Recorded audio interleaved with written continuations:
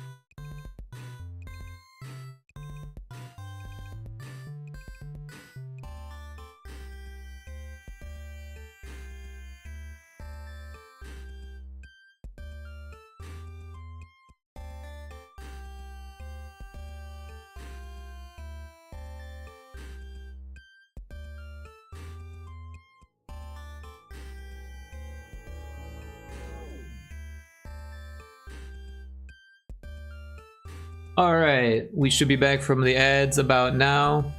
Here's what we've been working on. We got a lot of it done, and there are still some things that should be cleaned up, mostly just trying to remove some of the noise, like this gray pixel, for example. Could be that, and this one could be that. Just to make things look a little bit more like what you would expect from pixel art and less like a compressed JPEG kind of vibe thing here. because we are working really close to the reference. Oh wow, Ceosaur, thank you so much for the raid. That was very quickly after I started, so that's awesome. I hope your stream was good. What were you working on? Do you have any links that you can share? And welcome in everybody. I very much appreciate the raid. It's very kind of you. I'm a fan of Ceosaur's stream. Of course, we're on the other side of the ocean from each other, so it's hard to line up times. But yeah, my sleep schedule has been kind of normal at the moment, so it's a little bit early for me, but kind of normal for the rest of the world. Hey, I saw you just started. Well, thank you so much for thinking of me. I very much appreciate it. And welcome in. This is what we've been working on for a couple days now. The first day we just did the outline and a little bit because we had finished up a different piece. And then yesterday we did pretty much all the filling in. And here's the reference. So it's really close to the reference, but the client wants a pixel art version of the references that were provided. Looks epic, shiny, thank you, yeah. Yeah, like I said, we're working really close to the reference, so like all the shine and stuff like that, that's predetermined basically, and then I'm just making it look good in pixel art form, which is easier said than done, of course, but I feel like it's coming together. I could show you the full composition. So this is like a mix of pixel art and reference images. As I've been making them, I've been kind of throwing them in here. And there's Link. The Mario's already pixel art, and this one is almost finished. I feel like I need to clean up some of the line work and stuff. And this one here is actually like ready to go, I'm pretty sure. We did do a pixel art version of Rydia, and I still haven't touched Sora yet, so. But we did this portal in the background that the client wanted, and yeah, so it's for a Extra Life charity stream event that a fellow streamer is putting on, and they were looking for a pixel artist. One of my viewers told them, hey, check out Rick, and they liked what they saw, so we worked out a deal, and I should be finishing up by the 29th, so just like a day over another week left. But I'd like to get it done early so that way I can like say, hey, does everything look okay here? Is there anything that stands out as something that needs to be changed or anything like that? And if there's any small adjustments, then, you know, I'd have time to do that. Of course, anything large, you know, honestly, the streamer's been popping in and checking in with me during the streams, so that's helpful, so I know that I'm in the right direction and they know what they're in for and stuff. But yeah, Ceosaur, if you have things that you need to do, if you need to eat or do life stuff after stream care, don't feel bad at all. I definitely appreciate lurks and I appreciate the raid, but if you gotta go, I totally understand. And also if you want to hang out, that's totally cool by me too. Just throwing that out there, and that goes for anyone coming in from the raid, of course. Also, anyone coming in from the raid, if you're an artist, a game dev, some type of creative, and you have links that you'd like to share, I'd be happy to take a look on stream and help promote what you're up to. And honestly, I just like knowing what people are into too, so. But yeah, we're gonna continue chipping away at this now. This whole leg needs color except for this inner thigh, so that's what we'll start with. So yeah, this line here, we'll just take like a dark color from the line and then just kind of draw this by hand.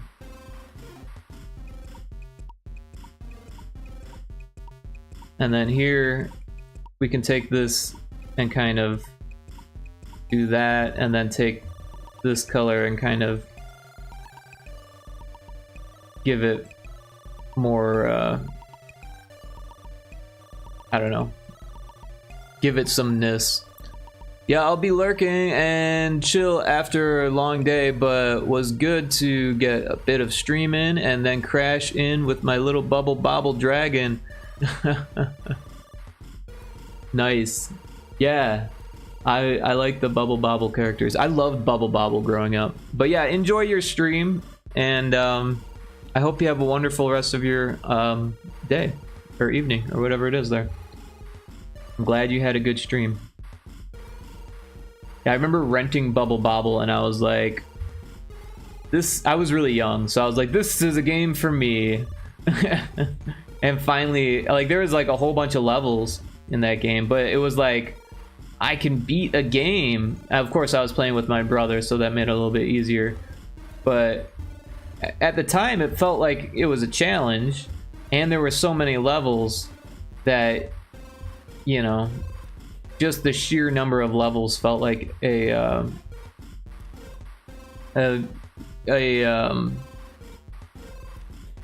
challenge, and I felt like I had done something cool. Because at that age, I was like maybe 6 years old or something like that, 5 or 6 years old, and I just wasn't really beating a whole lot of games. I was playing a whole lot, but I wasn't beating a whole lot. Around that age, my dad, I think it was my 5th birthday, my dad got me a black market bootleg multi-cart, and it had a whole bunch of Famicom games on there that weren't ported to the NES, and like I was in heaven playing that shit, because like there were games that none of my friends knew about. No one else I knew about. Like, if I had friends over, they'd be like, what the hell is this? I'd be like, oh, you gotta check it out, it's the coolest shit. And it was just so cool. And like, some of the games on that multi-cart, it was the 190 in 1 multi-cart, for anyone who's into those, or the Super 190 in 1, actually. And that means that it had super versions, which meant you got to start with like 30 lives. Sometimes different games had different cheat codes that you could put in at the beginning, and there were also like just weird versions of games. Like there was one called Fancy Bros, and I had no idea what it was when I was a kid, but it was basically a ROM hack of Super Mario Brothers that like scrambled the graphics of the level in a way that the collisions were still the same, but the graphics were scrambled. So you would, as you're like making your way through the level, it would like change up on you in really unpredictable ways. And it like, you know, added an extra difficulty to the game. But yeah, what was it? 1942, the plane shooter. That was a huge influence for me. Quinn B, I played the crap out of that one. A lot of the shooters, I got really into shooters when I was a kid. I wasn't very good at them, but I had so much fun playing them. B-Wings was another one that I had a lot of fun with. And some of these were NES games as well, of course. But yeah, a lot of them were just Famicom games. Like Devil World was on there. I grew up playing Devil World, and I had no idea that the rest of the world, or the rest of the country, didn't. Because it never made it to the States. Not until recently, I believe, when it was on Nintendo Switch Online. And that was like the first time a lot of people from the States had access to it. But I had access to it when I was 5 years old. And it was a game that we found right away. And I don't know if I recognized that it was a Shigeru Miyamoto game, but I felt like it was of like Nintendo quality, and it said Nintendo on it. You know, it was clearly a Nintendo game to me, and like I definitely recognize the book from Zelda, right? And like because there's like little Bibles in that game, and in Zelda, the Famicom version, there was a Bible, which changed to a magic book, but it was still the same book. It just didn't have the cross on it anymore, I think, or maybe it did have the cross. I don't really remember. But I was really into Zelda. My dad was helping me to play Link 2, or The Adventures of Link, rather.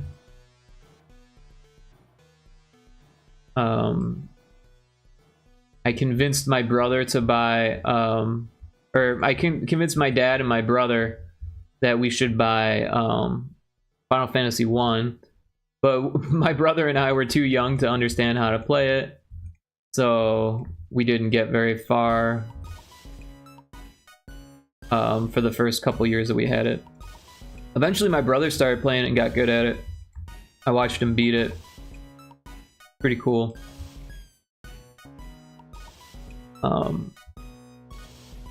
But yeah, like, what was it, like Hogan's Alley? There was a bunch of light gun games on the multi-cart that I had, and that was really cool. There was a Tin Can Alley in one of them. It was like a mini game within Hogan's Alley, I think, I want to say, and that game was like really inspirational for me. I actually ended up making Retro Spaceball based on elements of Twin Bee and Tin Can Alley, and that was actually, it was weird because when I was playing those shooters like 1942, I was imagining what kind of game I would make, and I was like understanding the relationship between the player and the game designer and stuff like that when I was really young. So yeah, that game was really, really inspirational for me as a kid growing up, and also as an adult, like thinking back. Unfortunately, it just stopped working eventually. We had stopped playing the NES and started playing more Super Nintendo games, and then one day I went back to it and tried to play it, and it just wouldn't load, you know. I did all the things to clean it. You know, we had the cleaners and stuff, and it just wouldn't load. I'm not sure what happened to it. It just stopped working.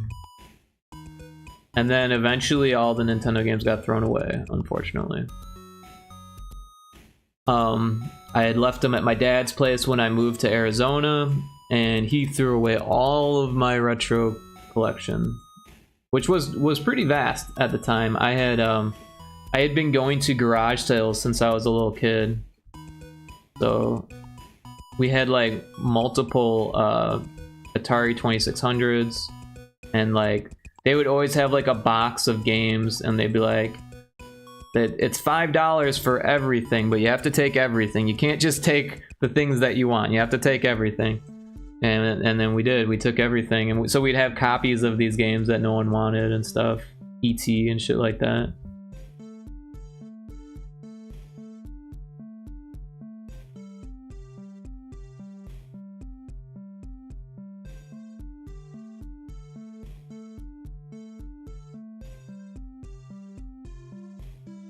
Also, my cousin was influential in that. Actually, he was influential in a couple ways. Not only did he give us some of his Nintendo games that he was sick of, but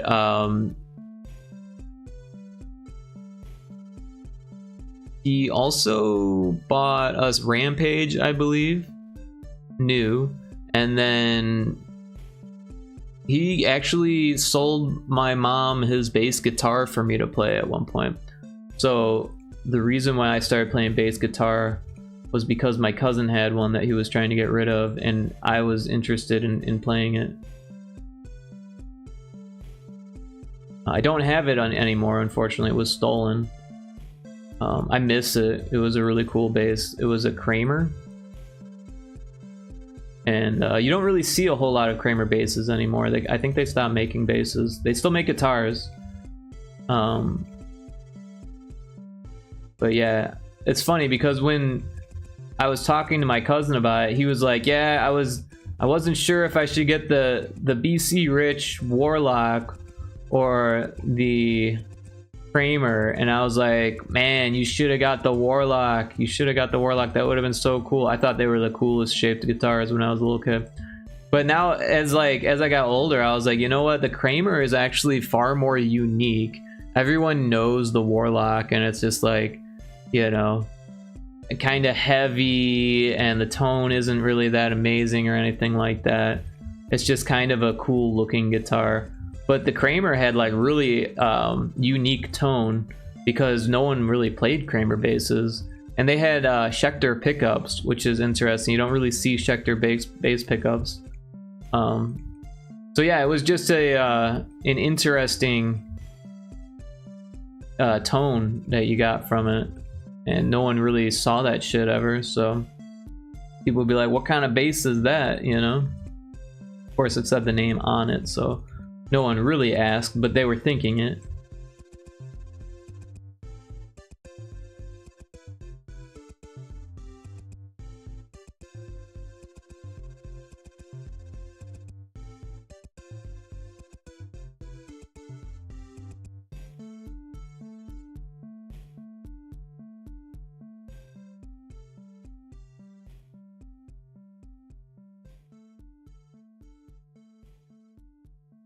But yeah, I was playing trumpet for a bit, and I wasn't having a good time with that.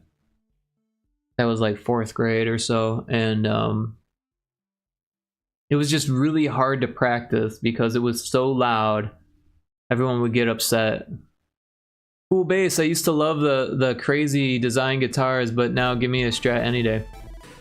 Right on. Yeah, I have a Fender Stagemaster, but it's one of those neck through body guitars, and the headstock is broken on it numerous times, so it's like pretty much worthless. I keep gluing it back together, but I just don't put strings on it anymore. I don't know why I still have it.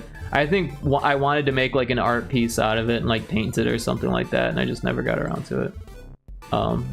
But I have a Gibson SG that I just absolutely love. I've had it for about 20 years now. Yeah, exactly 20 years now. And yeah, I still play it, you know. And then I also have a Martin acoustic that I just absolutely love. And yeah, I've had that one for about the same amount of time. I got them both the same year, I'm pretty sure. And yeah, Martin is amazing for acoustics. And also Gibson SG, man, like, I can't think of a guitar that I want more. Nice and lightweight. The tone is very Led Zeppelin. Also, I have a Marshall triple super lead JCM 100, and I just love the tone that thing produces in combination with the Gibson SG. It's just such a good combo.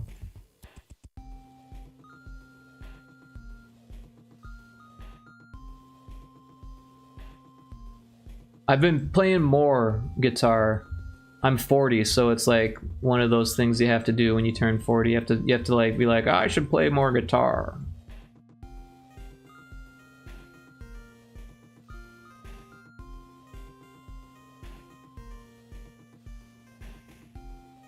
SG is nice. I love them. I had a non-Gibson Les Paul, but found it hard to play because of the shape. Then had a bunch of Yamaha Strat styles. They were nice to play. Cool. Yeah, you know, my very first guitar was a Slammer by Hammer, and it was a Stratocaster shape, but it was a miniature body on I think it was a smaller neck too. It was like a kid's guitar, like a starter guitar. It was like $100, and it came with a miniature amp that was run on batteries, and it was, you know, my very first guitar in junior high, and that one got stolen along with the Kramer, unfortunately, so I don't have it. But that one I did turn into an art piece before I lost it. Oh, nice job getting first, by the way.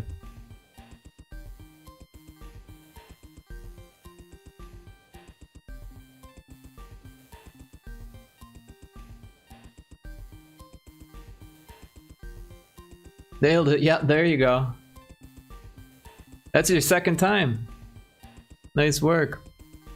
Do you play in any bands? I don't right now. I used to.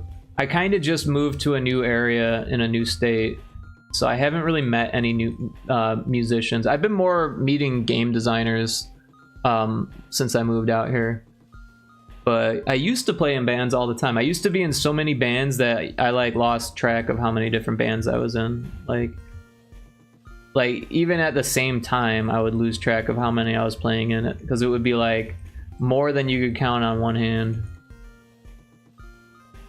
The last band I played in was in 2023, I want to say. So not terribly long ago.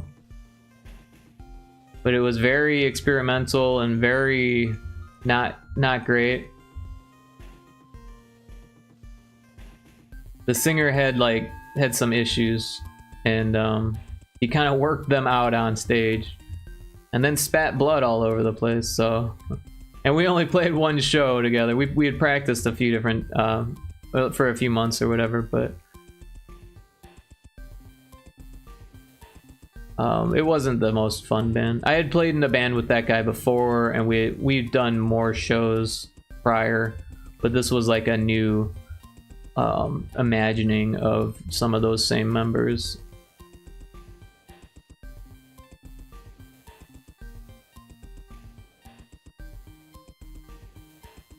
But how about you, Ceosaur? Do you play in any bands? Is that something you do? What kind of music were you into? Oh, it's pretty cool though. Yeah, you know, I mean, I've always been kind of into experimental stuff, but yeah, that guy, that singer was kind of a nut. Not gonna lie. We parted on not so great terms.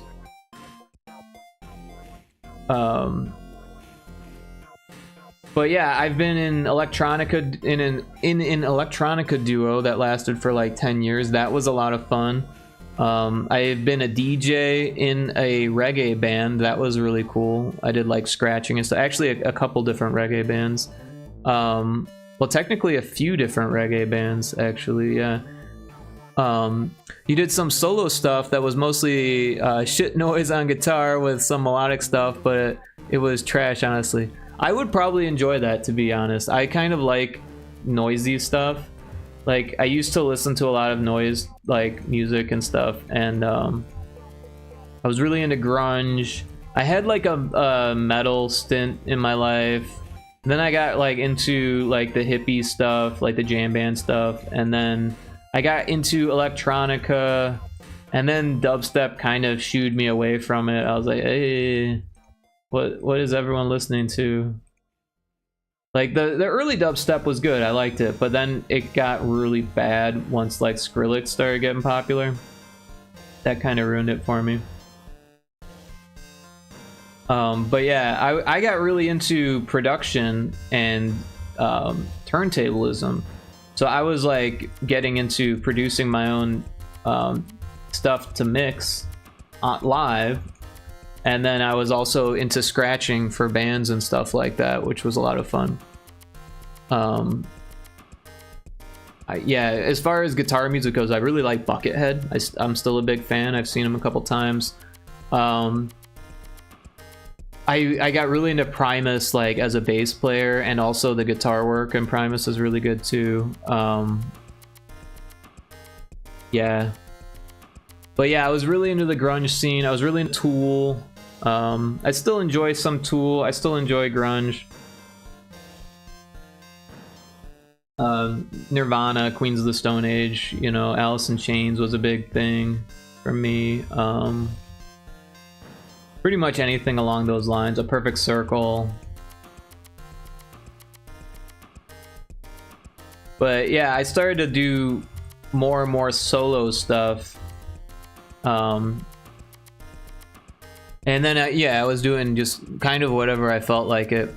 At whatever I felt like. Amazing guitarist. Yeah, no, Buckethead is fantastic. A lot of the stuff that I did, people didn't really like, because I was like really kind of artsy and noisy and just like trying to make interesting sounds. especially on guitar. I was one of those guitarists that like just like solely wanted to make noises that you haven't heard a guitar make before, kind of thing. That was like what I was interested in. So if it was weird and unique, I was into it. But I wasn't really trying to impress, you know?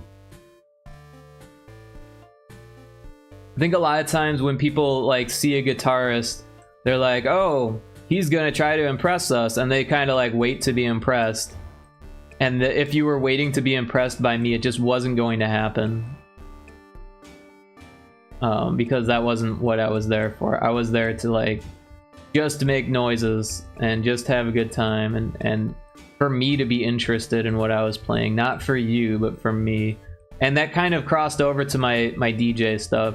I remember I got a gig at this like young person club. It was weird. It was like an all ages club that wasn't even in a city. It was like in our little town, and I was opening for my friend's band, and I remember playing I think it was one of my first sets there, and no one was danced. None of these kids danced. Everyone just looked at me and sat in chairs against the wall, and everyone was just like, what is this guy even doing? Well, no, I will say one of the dudes from the band that I was opening for did get out in front of me and start dancing for a second, just as he was making his way through. But yeah, after about like, I don't know, 7 or 8 years of doing like gigs by myself and with other people sometimes, I started to get bigger gigs. There was a couple times I would like travel to a city that was like 40 minutes away and DJ for like larger parties and stuff like that. Eventually I moved down there and I got like a gig partying at like an art gallery that was really cool. And people, you know, some people were like, what the hell was that afterwards? But a lot of people were like, I really liked that. That was cool. It fit in with the whole art thing, you know, because it was like, I had 4 decks. I had 3 CDJ decks and a vinyl deck, and I was just mixing. It was an unrehearsed set, and I was just kind of doing whatever I felt like. And I was kind of big on that.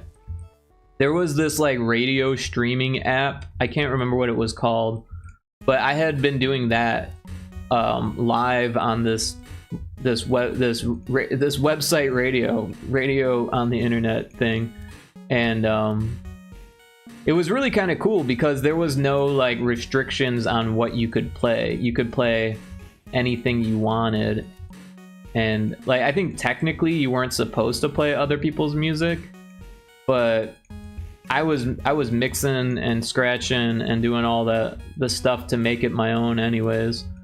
And I don't think there was any like recourse or anyone even monitoring to see if that was the case. I think maybe if you had like a whole lot of like a bunch of viewership or whatever, then maybe they would have looked into it to make sure that you weren't just like reproducing other people's music or something. But I never got to that point. I was just kind of practicing live, and every once in a while people would come in and listen or say hey or whatever, or follow me on SoundCloud or whatever.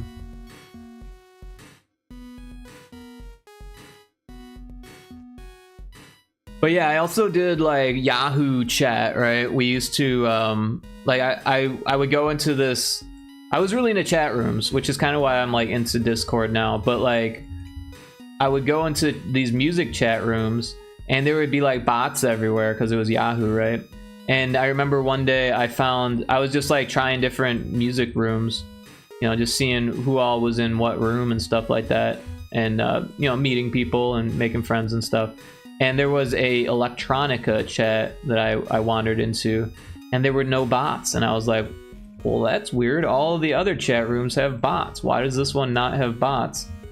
And it took me years to figure it out, but I didn't really care that much because Like there were cool people in there, it was cool music, and people were DJing on the mic, which wasn't what you had in the other chat rooms. You had a bunch of kids fighting over the mic, like saying swear words into the mic and stuff like that. It was an annoyance more than anything. But then you go to this Electronica chat, and they had figured out how to DJ in the chat room. And there were also, what I figured out later was that there was also hackers that went in there, and they would make hack tools for the chat users to kick out the bots. So I actually met one of these hackers and beta tested their hack tool for Yahoo, like this Yahoo hack tool, and it was awesome. And they even gave me a list of bots, so that way if like there was someone that I wanted to like crash, then I could crash them with my bots, right? And it was crazy. It would just like send them a whole bunch of messages on Yahoo until it would crash them. That was just like how it worked, right? Or you could buzz people, right, on Yahoo chat, which was like this loud, obnoxious buzz. I guess it was supposed to be used for people who are like AFK that you're trying to talk to, like, hey, I'm trying to talk to you, and you're AFK, buzz, and like everyone hated it as a feature. But if you were like buzzed, if it was a buzz crash, like you were constantly buzzed until it froze up, and you'd have to restart the application and relog in. And I never actually did that to anyone, but it was pretty cool to have. I would go and remove all the bots though, because you could just kick them from the chat room, and then, you know, whoever was controlling the bot would have to like put them back in, and that took time or whatever, so they wouldn't be there for, you know, a week or whatever after you kick all the bots. So people would be like, oh, that's cool, there's no bots in here, and you'd be like, yeah, and we've got tunes, you know. And so there was this other tool that we would use to what they called lock the mic, so that way you would like open this little application and drag the icon onto the microphone, and it would prevent it from so usually it was like you had to hold it with the mouse button to use it, and then as soon as you clicked off, the mic turned off, and then someone else could use it, right? But if you locked it, no one else could use it, and you didn't have to hold it. So you could just kind of like route your audio into it, like through your mic port, right? So I would get my DJ decks and route that into my mic port on my computer, and then I would do live DJ sets. And I wasn't the only one doing this, there was a whole bunch of people doing that. And that was kind of my start for DJing. And I did that for years. Way past the like the trendingness of Yahoo Messenger, because like after a while, like no one was using it but these DJs. But it was pretty cool. It had like a really shitty webcam app on it, so like if you wanted to, you could like set up a webcam so people could see that you were live DJing, and then you'd put the link into the chat room so people could like watch if they wanted. Generally you'd only have a couple people in your webcam chat at a time, because it wasn't like super popular to do that or anything like that. But it was a cool little feature. And then it was kind of like removed, like Yahoo just like stopped supporting this chat room, and everyone kind of understood why, because it was just completely overrun by bots in all the other chat rooms. The only one that wasn't overrun by bots was the one that was overrun by people who had hacked it to remove all of the bots, right? And obviously that was against the terms of service, but like it was the only way to get it to function as a chat room anymore. And people just kind of took it into their own hands. But yeah, then Pal Talk came out around that time, and all the DJs moved over to Pal Talk. But they wanted you to pay to use the webcam feature. You could watch a webcam for like a minute without without paying, and you could still use the audio and still use the chat. So like I wasn't gonna pay for it, you know, because it was always free to me. And so I used that for a bit, but eventually I got kind of bored with it. And it was around that time that dubstep started getting really popular, and it just wasn't really as cool for me anymore. And I started doing stuff like in person, like live events and stuff like that, making DJ friends and stuff, and doing the Dining Ethics group that I was in, which was the duo, electronica duo. It was really interesting. We had like me on turntables, and then my other buddy would have, he was like a piano player, like a professional classically trained piano player, and he had like a variety of synthesizers and MIDI controllers. Hey Seagoat, welcome in. How you doing? Everyone should check out Seagoat, by the way. Seagoat's got an awesome stream. They do pixel art for games. Very cool person. Welcome in. How are you doing today, Seagoat? I hope you're doing well. So yeah, my buddy Eric, who I jammed with for like, I don't even know, like 10 years or something. He was just really good at keyboards, and he was also like the band leader in a few different bands that I was in. So yeah, that was always a lot of fun. Good, thanks. You're welcome. Thanks for dropping in. Appreciate you being here. We do have an ad starting soon, and I already used up all my snoozes. Good, you? I am doing fantastic. We are chipping away at this piece. You can see all we've got left is this right foot, or our left, her right.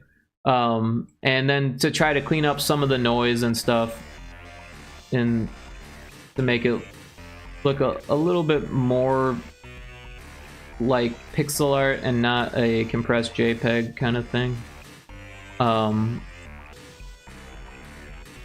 But yeah, more of the same. We've got Sora after this. Ooh, looking nice. Thank you. I appreciate that. So after this one and Sora, it'll pretty much be done, but I'll be cleaning things up and just like fixing some of the little things, getting rid of some of the noisier aspects of it, lumping groups of colors together and stuff like that. But yeah, it's coming together. It's been a big undertaking, that's for sure.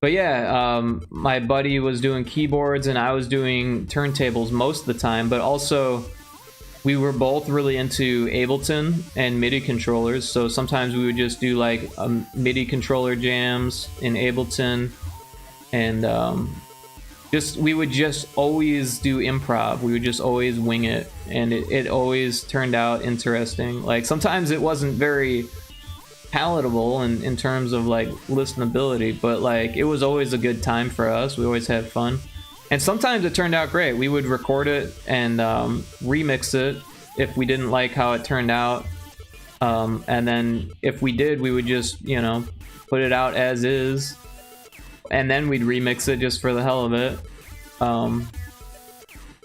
So it was always different.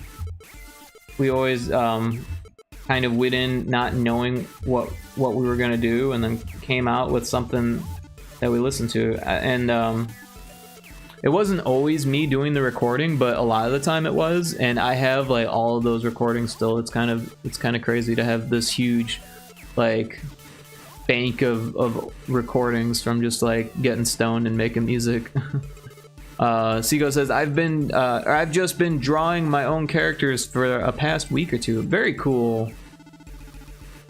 I am one for making your own characters. I definitely think that's the way to get better. When I was in college, character modeling, character design was like my focus. I wanted to like exit school and do characters. And unfortunately, it's like a really competitive market for the jobs for character designers. But really fun to do. Things have changed a lot since I graduated, though. There's like even more characters, like character designers. And we talked about this before, how like the term OC became a thing like after I graduated. Like, I'm not sure if people were even saying that before I graduated, but the world was a different place, you know? Like, I remember one of the biggest art groups that I went to was called Paintings I Love, and it was a digital like social media platform for painters, and it was all paintings, and it didn't have to be just paintings, it could be drawings and stuff, but it had to be non-digital art, and that was the biggest, and it got slowly but surely smaller and smaller until eventually it got taken down. I'm not sure what happened to it, just disappeared. And now there's no place for that. Now it's all digital, or you could put your, you know, illustrations and paintings on there, but there's no place for just paintings anymore, which is kind of interesting, considering that was, I don't know, maybe that was the downfall of it, because they didn't allow digital stuff, and digital stuff kind of took over. But it was also kind of cool as someone who painted, to have a place where you could do paintings, you know, and everyone knew that it was a painting. They didn't have to like try to figure out, oh, we got an ad. After the ad, I will check that out. Got a couple minutes. I'm gonna sip on my water here.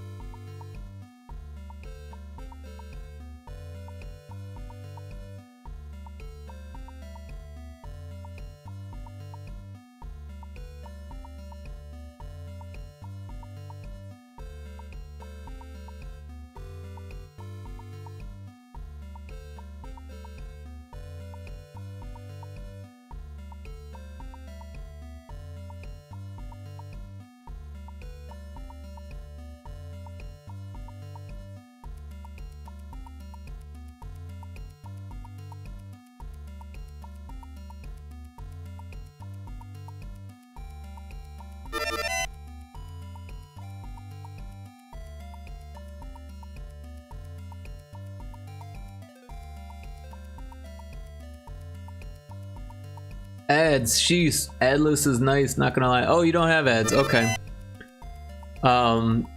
Thanks for checking in, Ceosaur, appreciate that. And Seagoat. Well, if you don't have ads, then I will check out the link now. We should be coming back from the ad break in 20 seconds anyways.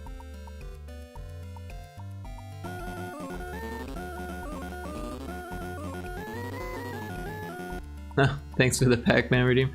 Yeah, here's Seagoat's link for those who are back from the ads. Very interesting. The eyes are very large.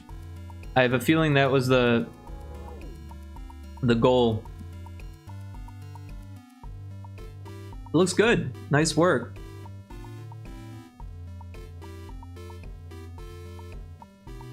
Anime-ish, yeah. Very large eyes. But yeah, I don't recognize the characters. You said you were doing your own characters though, so I imagine it's your own character. It's cool. I like the shading on the hair, and the the shirt looks really cool too, like the fabric here. Really like the gradations on there. Also, bows are really hard to do, so that turned out really well.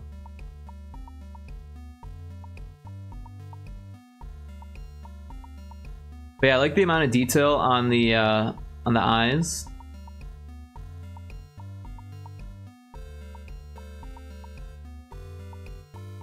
It's an OC. Okay, yeah, that's what I figured. It's got the OC link, and you mentioned that you were doing your own stuff. A mutant pop idol who refuses to not be heard. She chases fame, adoration, and a place where she truly belongs. She takes up her hero work as a way to build her brand and change public perception. Well, nice work, and thank you for sharing, Seagoat. Very cool.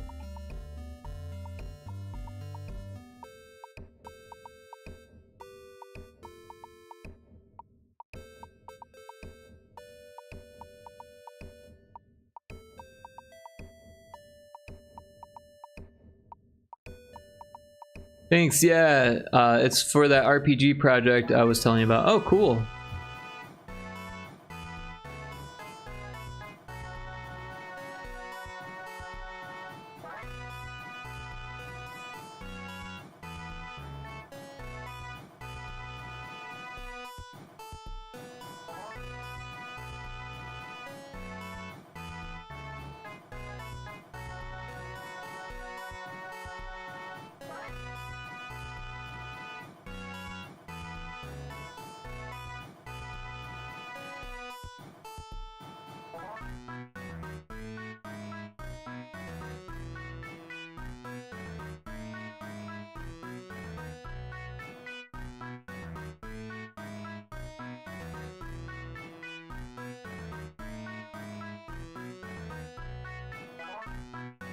Yeah, I kind of can't wait to get back into making Demon Fish Dead Ahead. I really want to get a Steam page up before the end of the year here, and hopefully release the game around this time next year. It'd be nice to get as many wish lists as possible. But yeah, I need to make a new trailer, because the one that I made is a little bit long.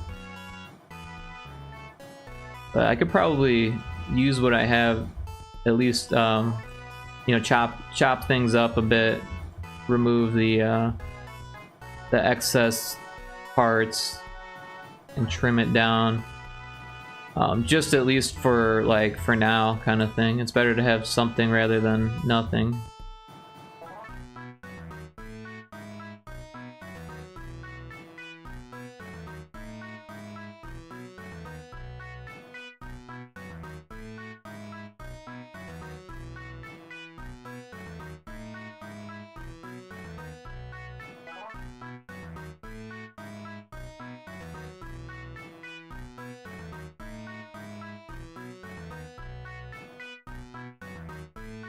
But yeah, it's weird. I am a fan of RPGs, but it's rare that I actually sit down and play one, because I either end up getting sucked in, like I am right now with Skyrim.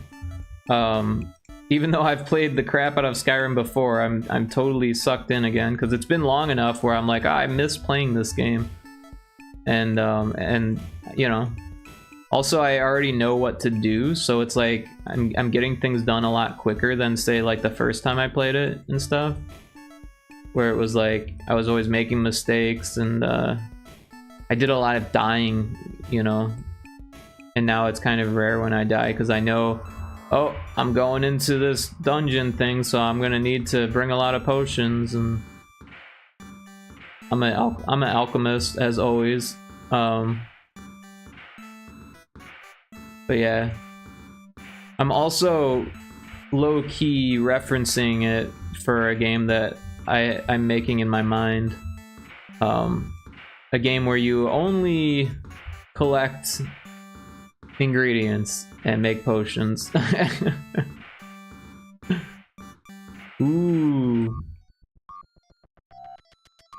Like, I really like picking flowers and shit in the Skyrim. And I think it would be awesome to just have a game that's like all about just going out into the woods and finding ingredients. And like, yeah, like, you know, maybe like automatically turn them into potions or something that you can sell. So like just to streamline the collecting of the ingredients. I'm sure it'll be great as all your games are. Well, thank you. I appreciate that. It probably won't even come into fruition. It's just one of those ideas that I've had for a long time that I can't help but make in my mind.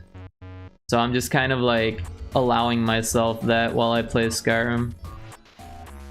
Like, I really enjoy Skyrim, so. Talking to Taco about maybe playing multiplayer Skyrim, that would be cool. Also, it sounded like Cyfix might be down. So I might be trying to get a crew together for multiplayer Skyrim.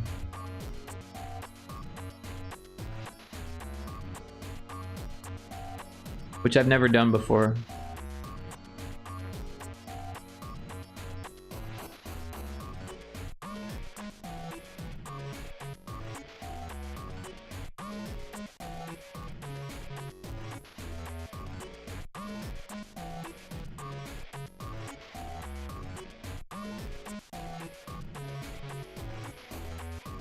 I could see it. Right on, yeah. You've never played Skyrim. That's a little bit surprising. I mean, it's one of those games that like everyone kind of knows.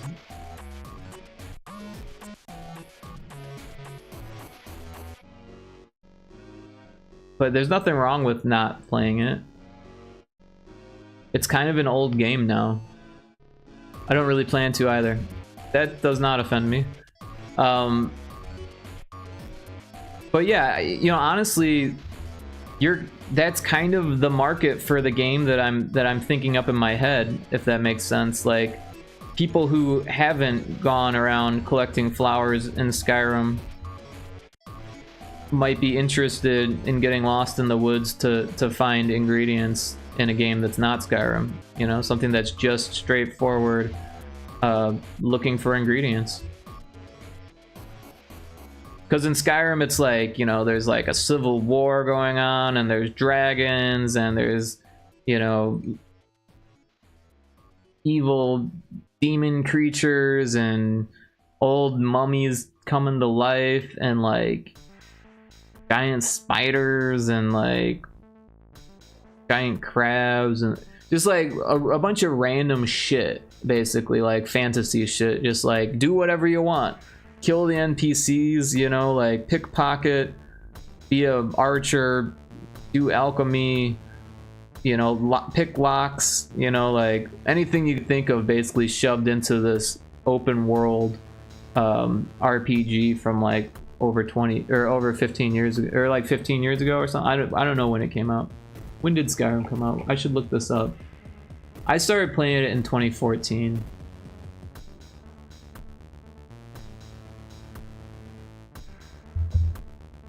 It came out in 2011, so yeah, coming close to 15 years here.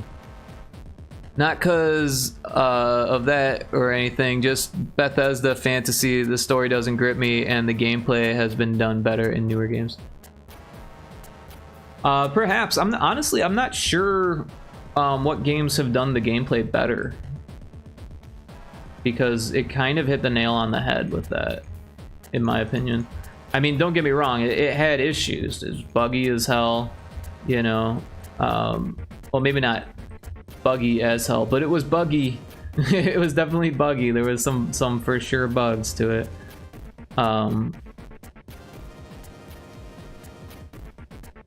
Dragon Age. I don't know Dragon Age. I've heard of it, but I never played it.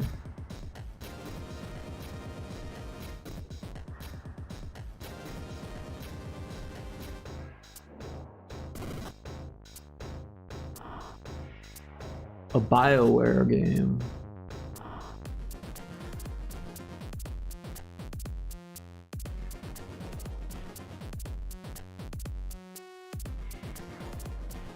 It does sound very, very familiar to, or very similar.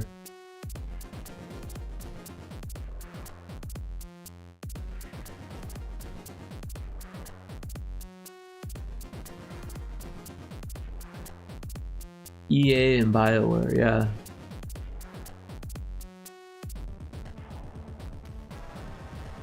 Yeah, I mean, Bethesda's not the world's best company either, but Baldur's Gate 3, it's turn-based. Yeah, Baldur's Gate 3 is quite a bit different. It's more of like D&D. I mean, it is, they're both, you know, ARPGs or CRPGs or whatever you want to call them. But yeah, just completely different play styles. I would say Baldur's Gate 3 is more like XCOM than it is Skyrim. Like, the fantasy setting is similar, but they're both kind of just stealing that from D&D.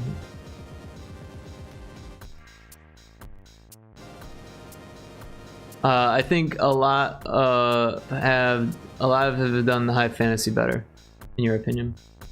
Well, you haven't played it, so it would be hard to gauge that. But I agree that high fantasy has been done over and over and over again. So it's kind of like whatever suits your fancy, something's been done in that kind of flavor.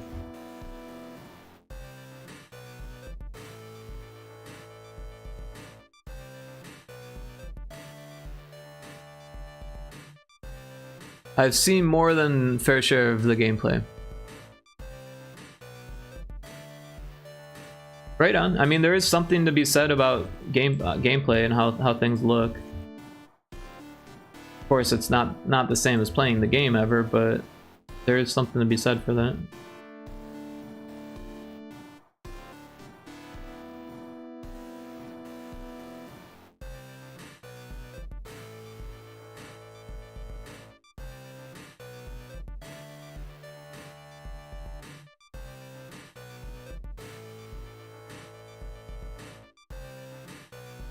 It's just lukewarm for you. I get it. I get it. It's an old game.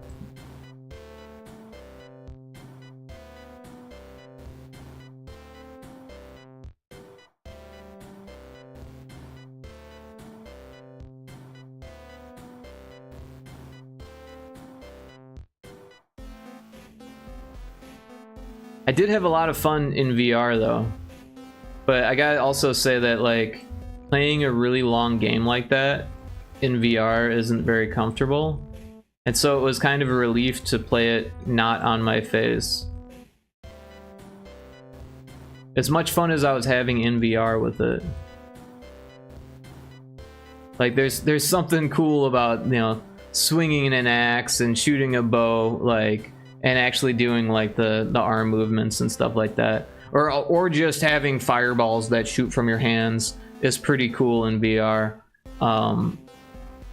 But yeah, the game wasn't made for VR, so like all the menus feel very claustrophobic in VR, and that game has a lot of menus, so like that kind of takes away from the comfortability of it. And not to mention the VR version's like another $40 or something like that, so it's like not really worth it in terms of like cost.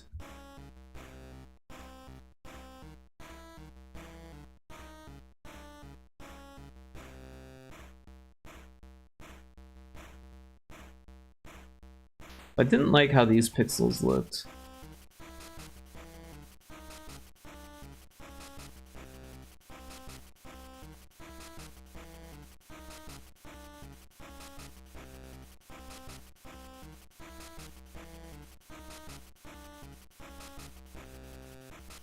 That looks a little bit better.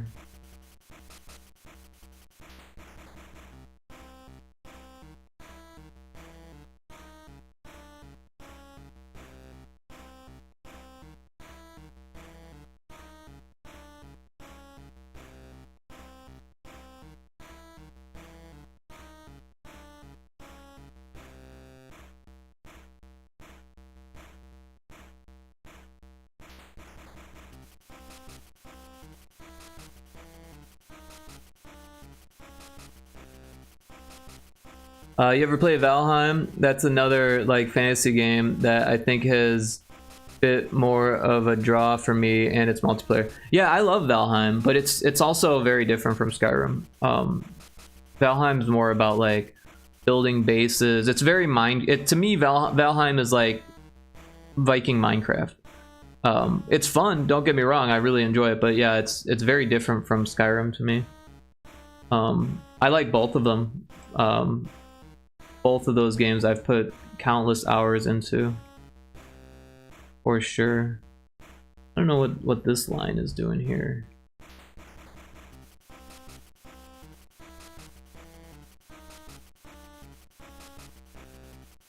But yeah, one of my mods, Cryptic, had a Valheim server going. I don't know if he still has it up. We kind of stopped playing it. Our times just weren't lining up, and everyone in the group kind of just stopped. But it was a lot of fun while it lasted. I had never played multiplayer Valheim before. I spent years playing single player, and it's a lot of fun multiplayer. I was kind of surprised how much more fun it was multiplayer.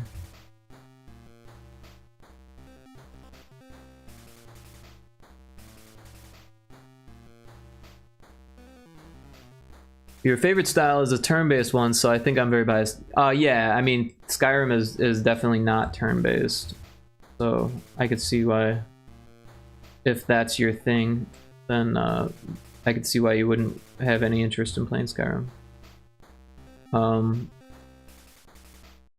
Even Valheim feels more turn-based because there's like more cooldown and stuff to it. You've 100% at XCOM 2. Okay, cool. I haven't actually played XCOM. Have you played, if you like XCOM, you'd probably know, the hell am I trying to say? Shadowrun? Have you ever played the Shadowrun games? Those are very much like XCOM, but they're cyberpunk, but cyberpunk with fantasy elements. So there's like magic and orcs and elves and shaman and what they call shadow runners, which are like deckers, right? And then there's like street samurais. No, I've heard of the TTRPG, didn't know they had games. Oh yeah, you would love them. You might want to check these out when they go on sale, which they do quite frequently because they're older games now, but they're very much XCOM. Like I could bring it up on screen here.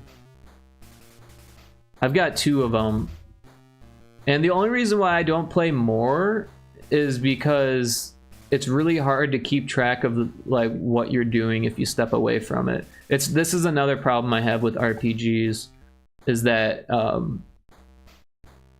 it's just like, oh, hey, RSVP ASAP, welcome in, thank you for the raid.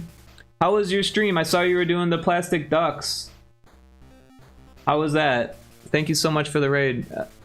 Everyone, if you don't know me, I'm Rick. I do mostly game dev stuff. I've been working on Samus today. It's nearly finished. I'm just going up and fixing up some of the noisier pixels and stuff. We worked really closely to the reference here. There's the reference. So yeah, just kind of fixing things so it doesn't look like a compressed JPEG and looks like an actual pixel art piece. And then we'll be starting Sora. There's the reference for Sora, and then putting the completed composition together for the client. But yeah, everyone should check out RSVP's game, My Tiny Park, on Steam.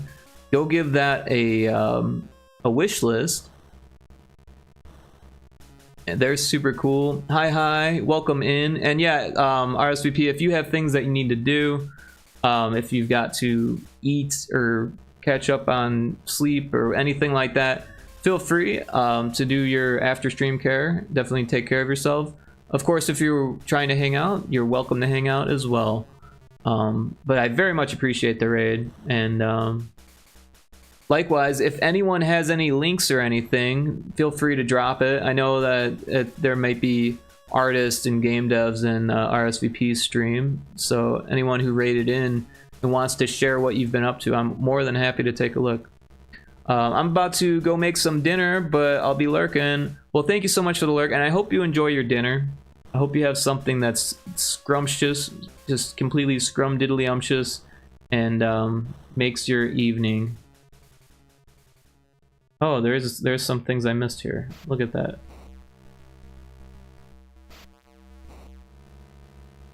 This whole area got missed.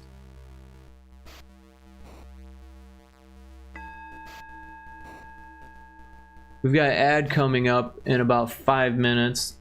I just used all my snoozes, so sorry in advance for that.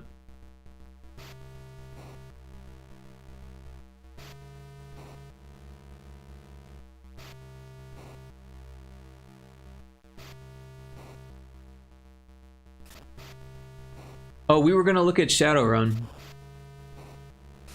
So there's a couple Shadowrun games on Steam, and I think Shadowrun Returns is the newest one.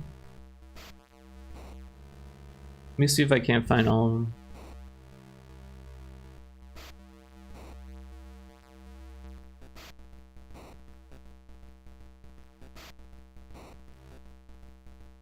Okay, yeah, so the Trilogy Deluxe is only $24.82 right now.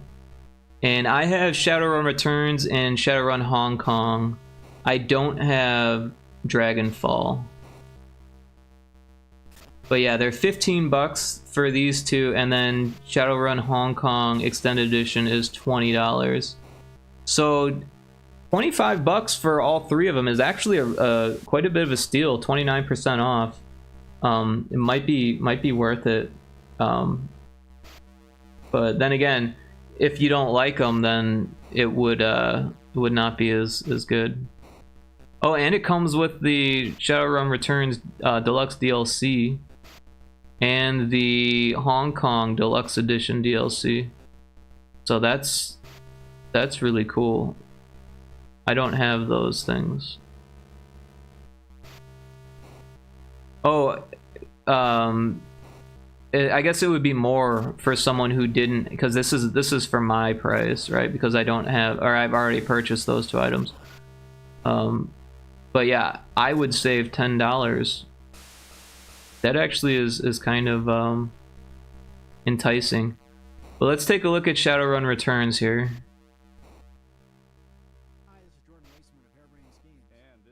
Gittleman, also of Hairbrain Schemes. And we're really excited today to show you the first alpha game footage from Shadowrun Returns. Holy moly. This is a game we funded Why is it alpha? Of Kickstarter about 10 months ago. Let's find the actual well, what can I say? trailer. Welcome to Seattle 2054. Right. It's 2054 and the world has changed. Gone to hell, more like. It started when magic came back. It's 50 for the bundle. Still not bad. Right on. That's a big bundle. With orcs, elves, even trolls these days. Meanwhile, megacorps bleed the world dry one board meeting at a time. They own just about everything. But not us. We're Shadowrunners. Mercenaries, operating in the margins, working dangerous jobs for the desperate and the powerful. Being a runner takes more than skill and street smarts. Ooh, yeah, this is the stuff. Yeah, if you like XCOM, you'll probably like this. Maybe that's a mage, someone who can fry It is cyberpunk, but like it's fantasy cyberpunk. Into the matrix and bypass the toughest security without leaving a trace. Adepts, riggers, shaman, and don't forget your street samurai. Packing enough firepower and cyberware to take on a small army. Man, magic. Sci-fi is your favorite. Oh, you should definitely check out at least one of these. I think you'd really enjoy it. I was really enjoying it, and this type of game is not really my thing. But I really love Shadowrun, like just as a concept. I've never actually played the TTRPG. I've watched some people play it on YouTube, like roleplay, you know, and honestly, I loved that experience. But yeah, the art is really good. Like it's a lot of reading, and there's not a lot of voice acting, so that's kind of a letdown for me personally. But it would have, you know, bolstered the game's budget, right? If they had to pay for all of that, it would have cost so much more. And not to mention the game size, download wise, and like all, like, because there's just so much reading in it. So if you're okay with reading, like, I would definitely say check it out. The illustrations are all really well done. There's you know, 3D stuff and then like 2D drawings for a lot of the background, but yeah, just like really cool stuff. This is what the Matrix looks like when you're inside the computers.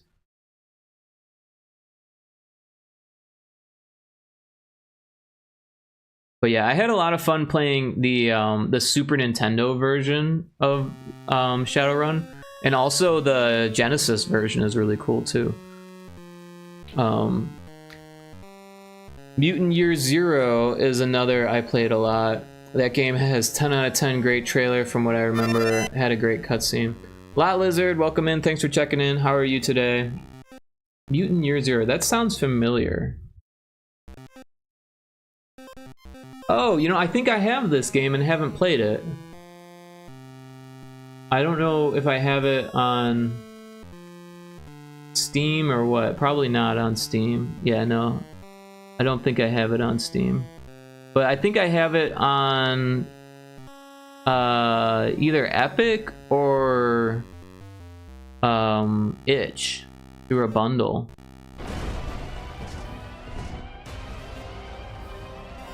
Neutralize all mutant intruders. If Fallout and XCOM had a baby, it would be Mutant Year Zero.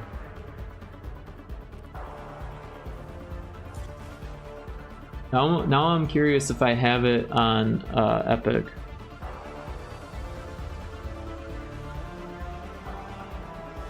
Oop, that's not what we want.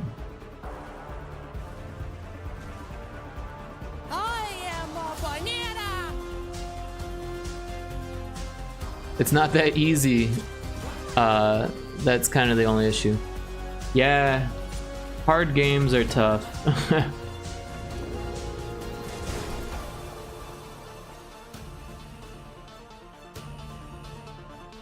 See if this is loading. Let's put this up here.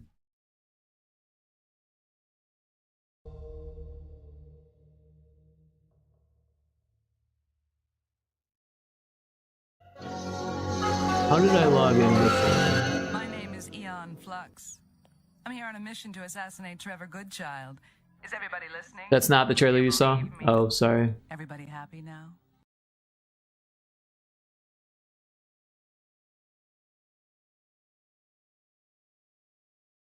Oh, okay, LOL, I see you.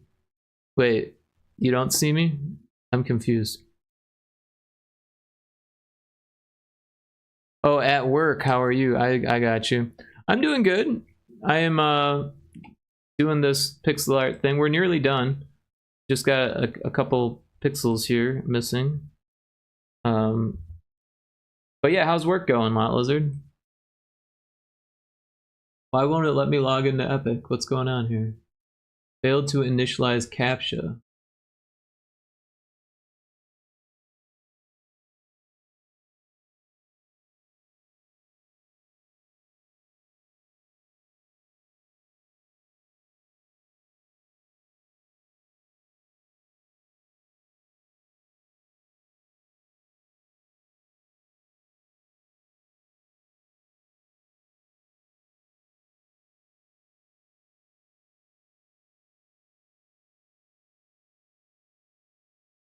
Where? I just want to see if I own this game.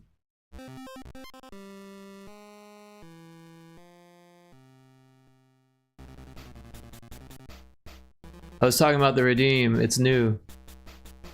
The Eon Flux one? No, that one's not new. It's been around. You just didn't notice it because it's old.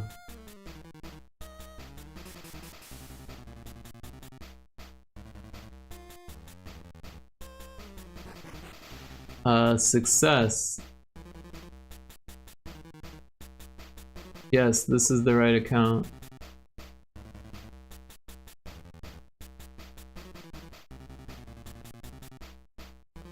While I'm here, I should see what the free games are, so that way I can own them and never play them. Amnesia the Bunker, Samaras 3, and then coming soon is Fear the Spotlight. I don't know any of those games.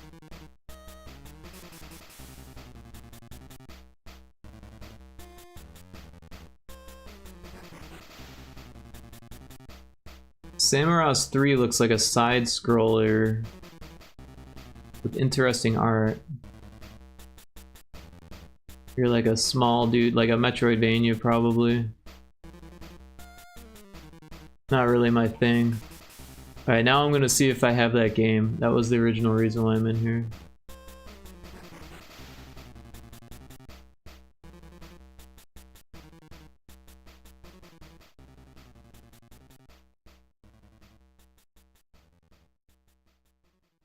Oh, yep, Mutant Year Zero, there it is. Yeah, so I have it on Epic.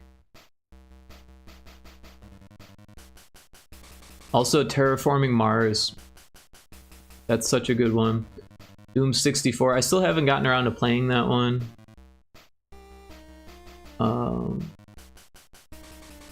Fallout Tactics. I haven't played that either. Kind of a similar thing. So many games I haven't actually played on here. Anyways, I do have Mutant Year Zero. One of these days I might have to check it out.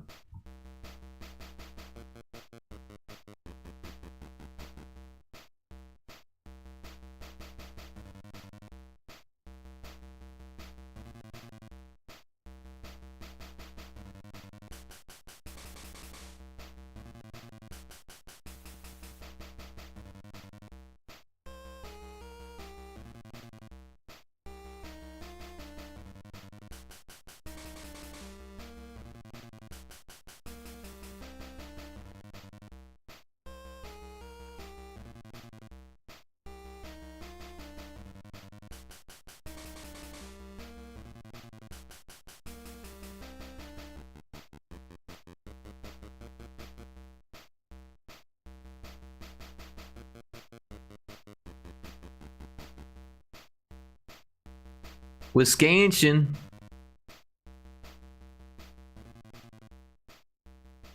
I sent the link to the trailer I saw. If you want to watch it, you don't have to. Oh, I missed it. Sorry. We'll pull that up.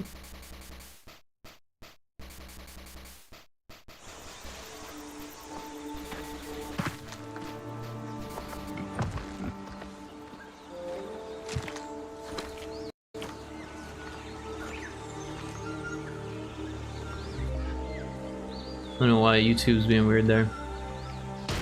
The characters kind of creep me out a little bit. Trespasser, you have 5 seconds to leave the premises. 5, 4.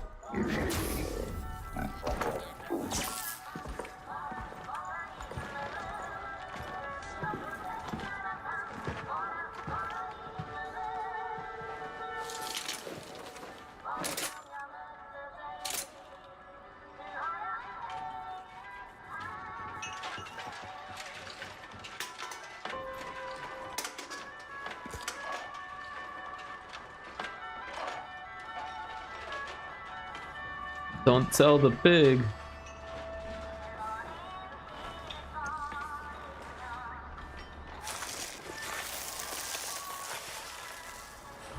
Those are the weirdest packing peanuts I've ever seen.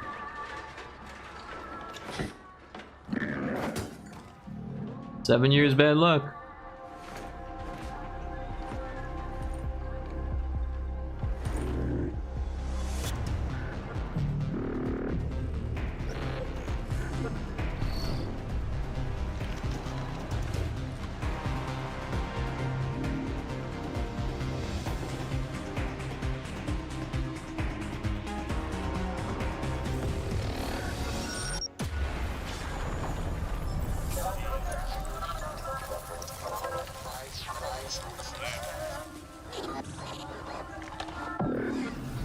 Hell yeah, get him, girl.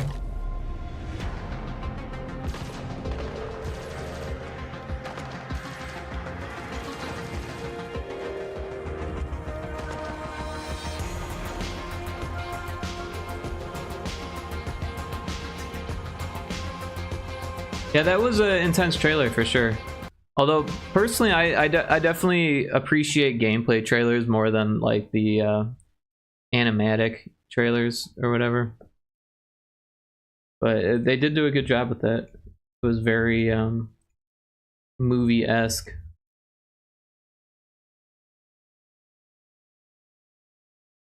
Where'd the music go? I love how they say or how much they say without speaking. Yeah, that is, they did a good job with that for sure. I noticed that right away. Of course, the robot did speak, but we'll let that slide.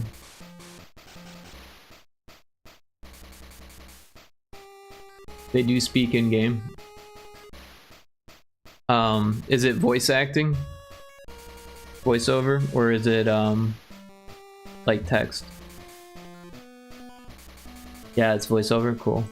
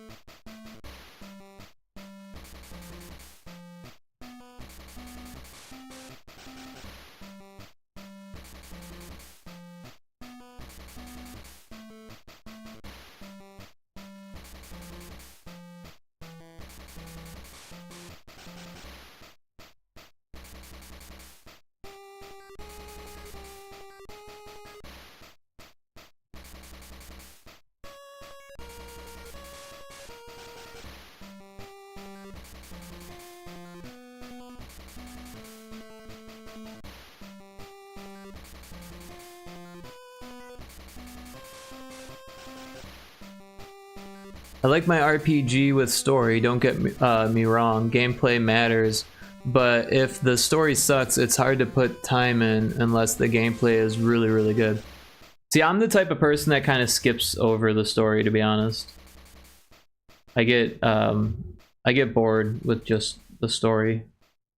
I'm definitely the type of person that appreciates when the story is explained through the gameplay.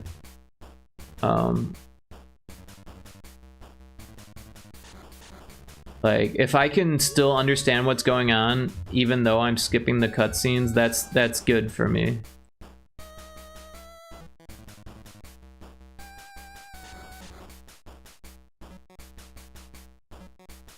La Lizard says, I do mostly multiplayer.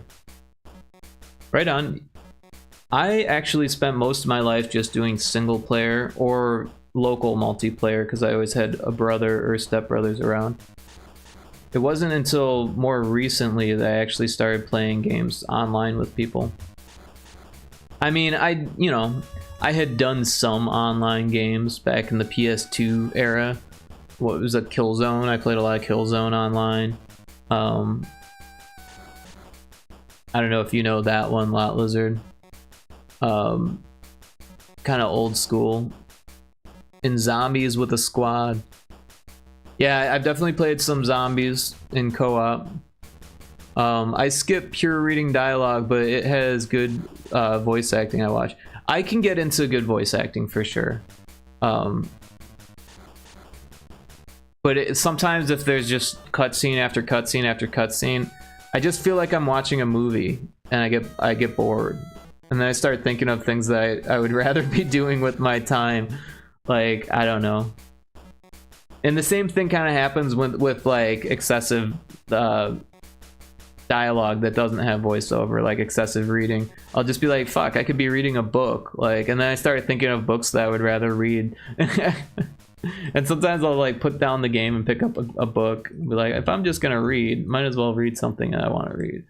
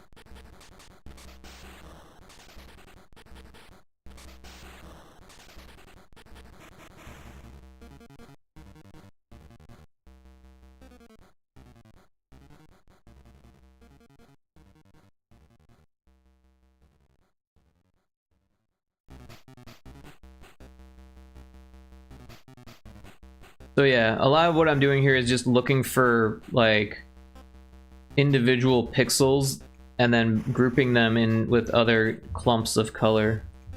So that way there's more forms showing than just like dots of noisy pixels, if that makes sense.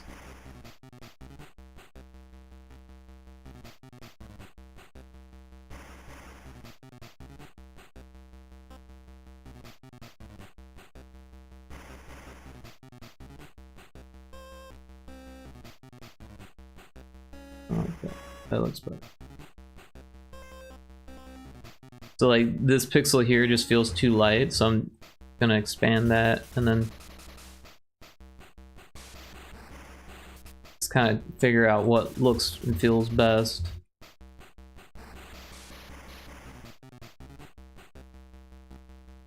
I would rather have 2 pixels of the same color next to each other than 1 pixel, unless it requires a smooth gradation, which some of this kind of does. Then other parts here, it's like, if I can make this look better without having these weird colors kind of showing up.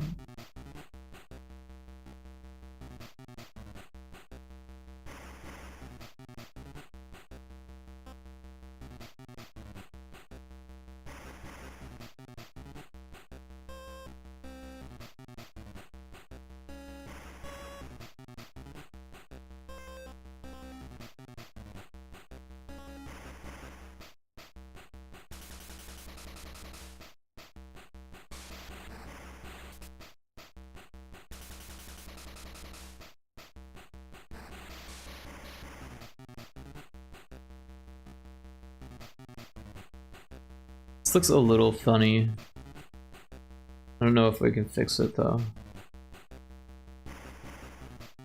That looks a little bit better, I feel like.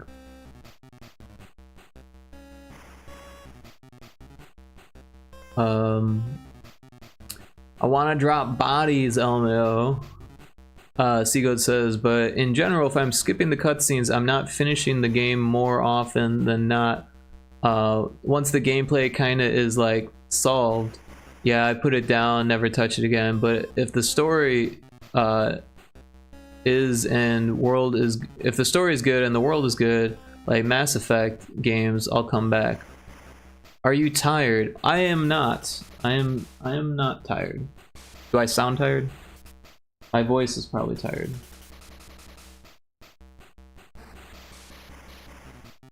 Or am I just not reading chat quick enough?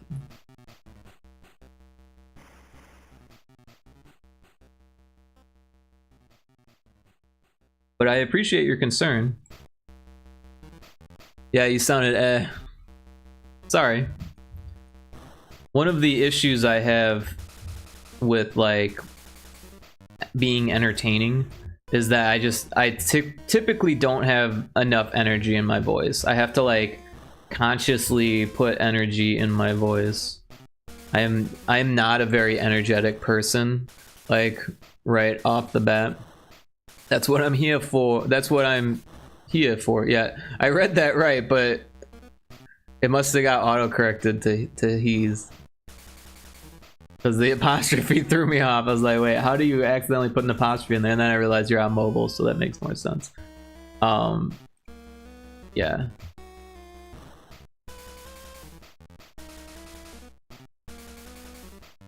Yeah, you got... Yeah, some people, they just have like really energetic voices like all the time, and they're just like, their voice is used to it, you know, like they just like, that's how they speak. They're just lots of energy all the time.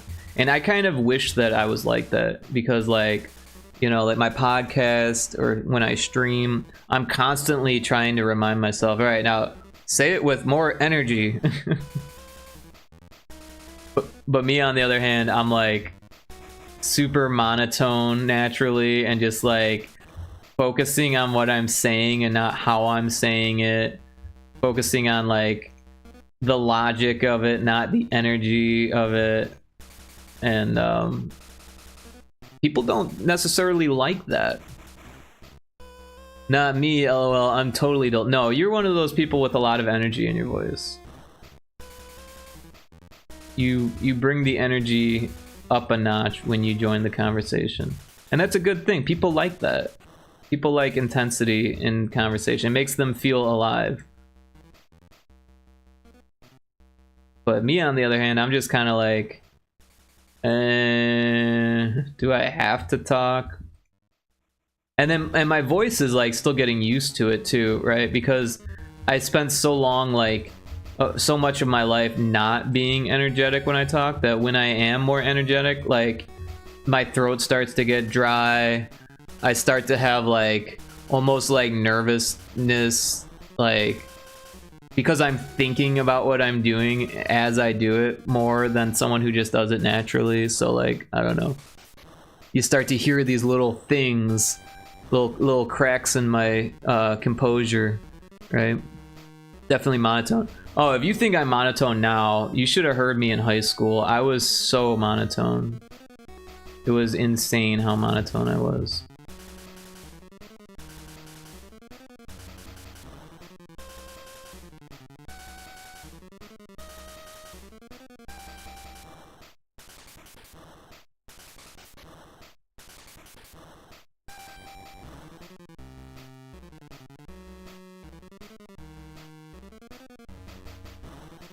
If I were to like talk how I talked back when I was in high school, no one would be here. Everyone would leave as soon as they hear me talk. They'd be like, I'm not listening to that shit. And I get it. I had a math teacher that was extremely monotone. Just like like the worst. And I just fell asleep. I would fall right the fuck asleep. And I don't blame anyone for not wanting to put up with that shit.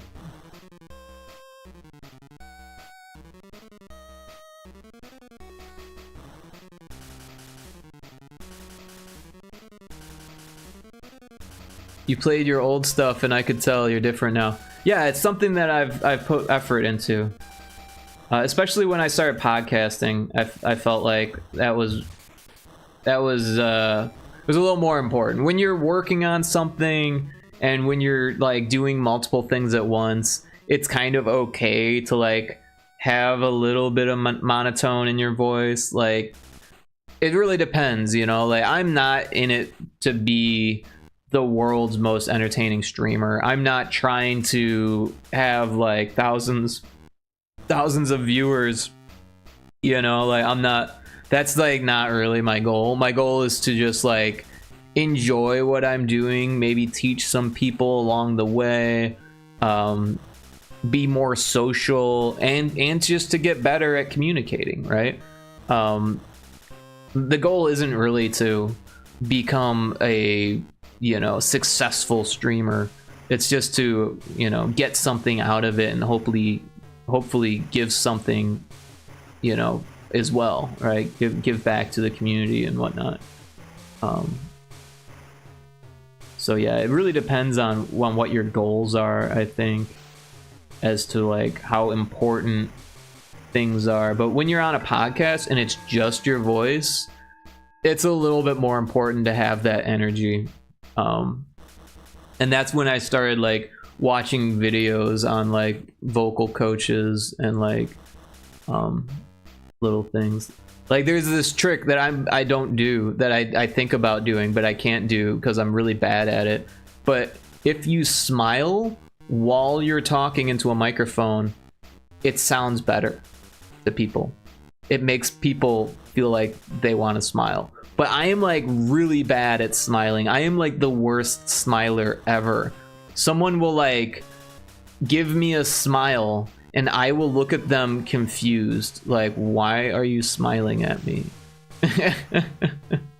So some attractive woman could be smiling at me and as like a way of saying like, hey, I think you're cute, and it won't like even register to me until I've already given her a blank stare, walked away, and not moved the corners of my mouth 1 inch, right?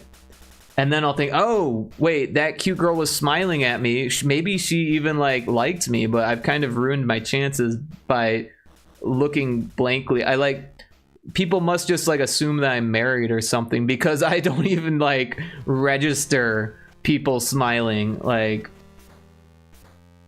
I don't know, it's weird.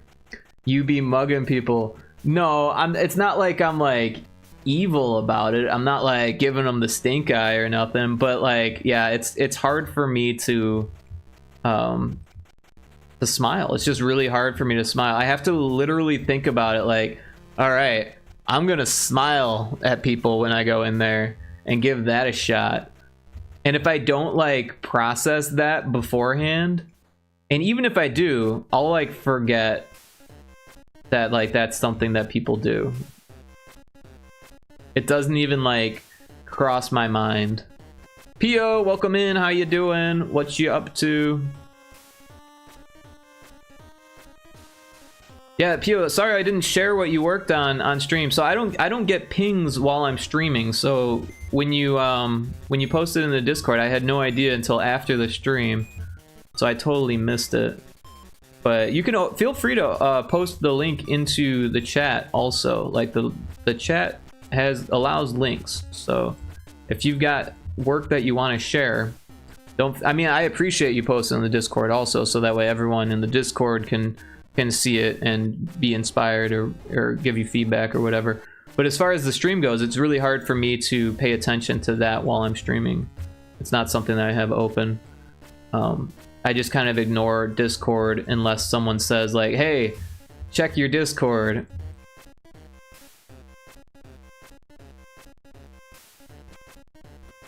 Which I don't have a problem with. Apparently some people don't like that, but I don't have a problem with it. If someone sent something on Discord and I haven't responded to it, because I haven't noticed it, not because I'm ghosting. I am not the type to ghost.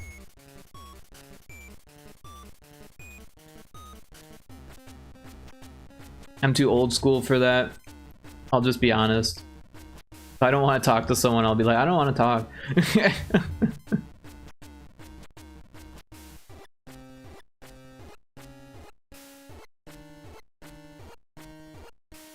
And then I'll smile. No, I'm just kidding. Hi, learning VTubers. Yeah, that's what you mentioned before. He barely reads this chat. his chat. This chat, this chat. His chat. No, I do read chat. It just takes me a second to get to it. Sometimes it's difficult.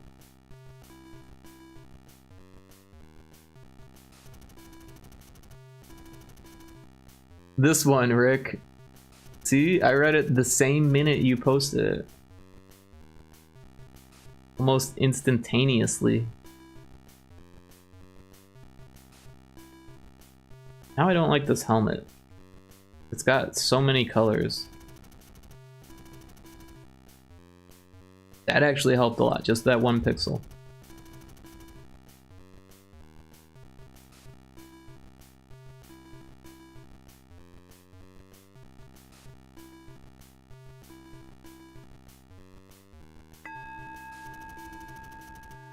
Oh, we've got an ad coming up in 5 minutes. I'm all out of snoozes.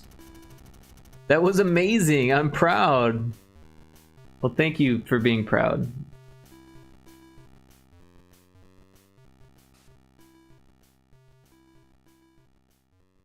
See, now I'm smiling. I've made someone proud.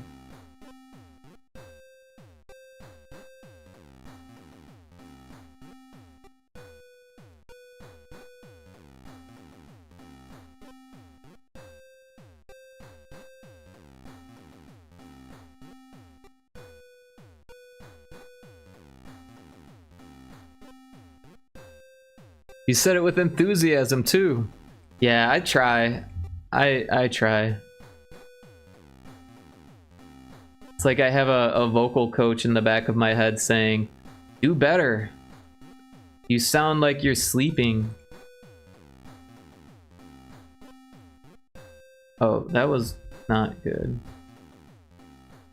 I don't like that, but I also think that looks better.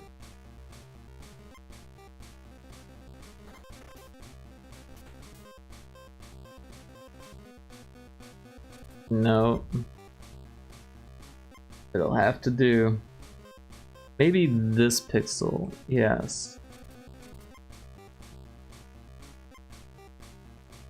Also, these could be like that, maybe. Or maybe that.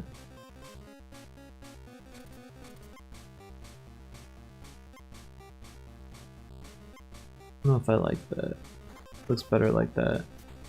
Maybe this pixel there and there.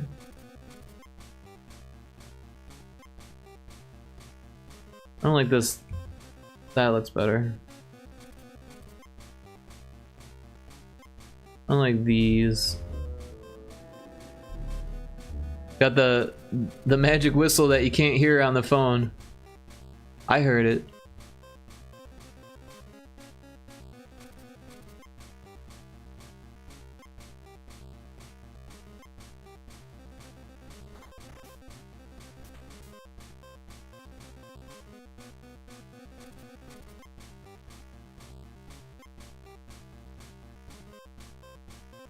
I don't like how unsaturated that one is.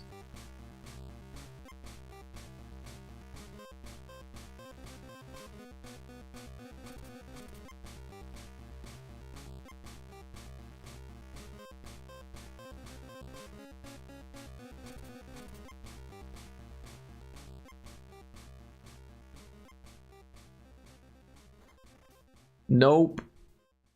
Sorry. It's a bassy one. It's like an oboe or something. The magic oboe.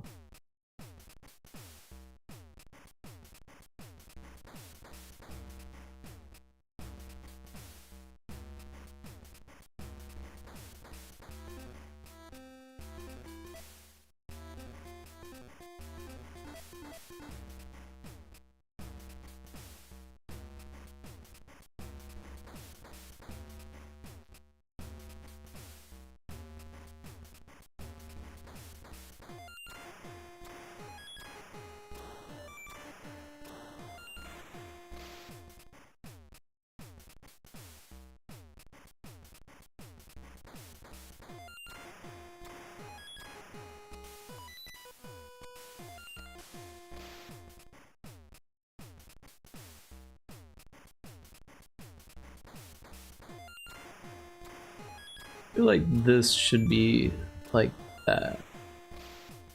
Maybe even further down. And maybe that. That looks better. I don't know how I feel about that.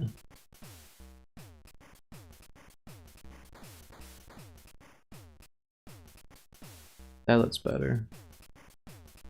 This pixel looks a little funny. That looks better.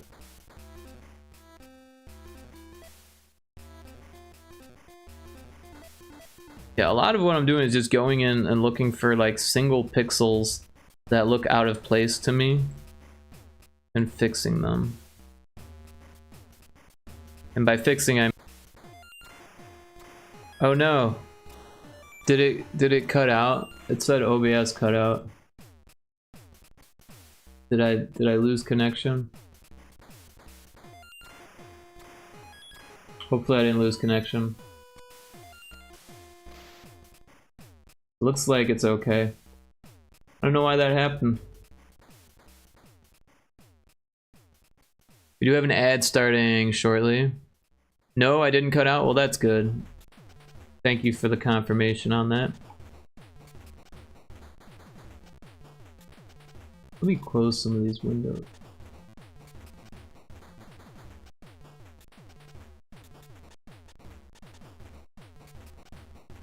Weird how that one window was just like stopping stream avatars.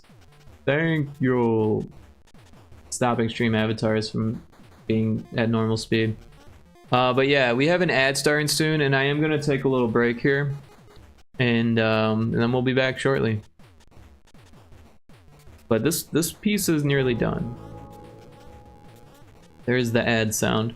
All right, I'll be RB for a bit, and should be back in a couple minutes.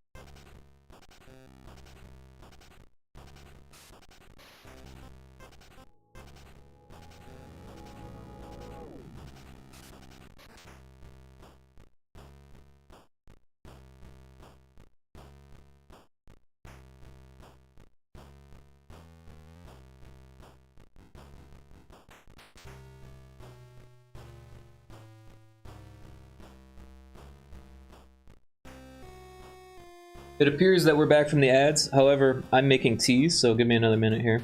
Gotta wait for the water to boil.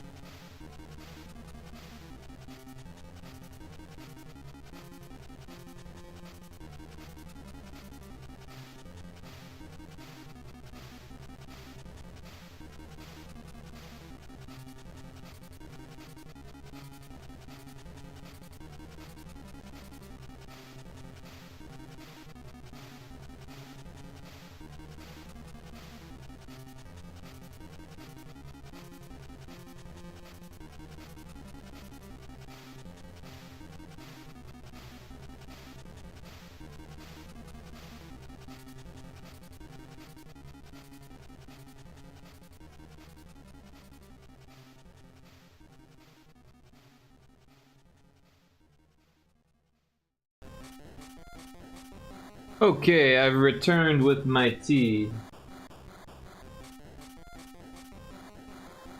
You put a video in your Discord. It's the same character as last time, just more done. Oh, cool. Well, let's take a look.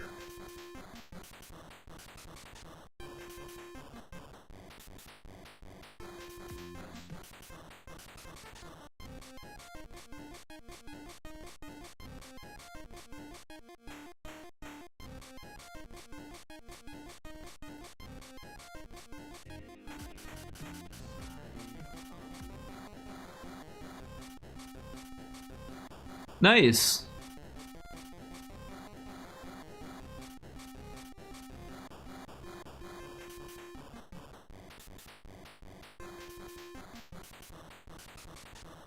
So I was watching a pretty lengthy tutorial on how to do pixel art in Live 2D Cubism, and what they were saying was to make it look more like it snaps between animation points, rather than blending between animation points, so that way it looks more like a pixel art animation.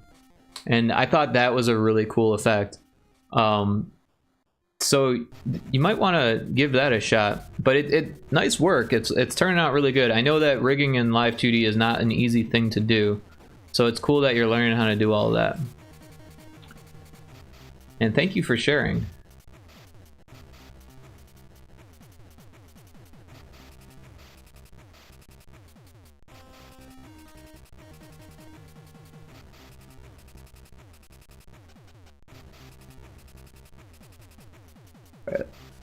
I feel like this piece is looking pretty good. We'll probably take another look at it before it's done.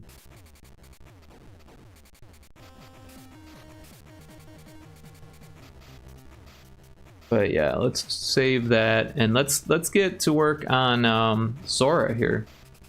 We haven't done anything on Sora yet, so turn off some of these other ones.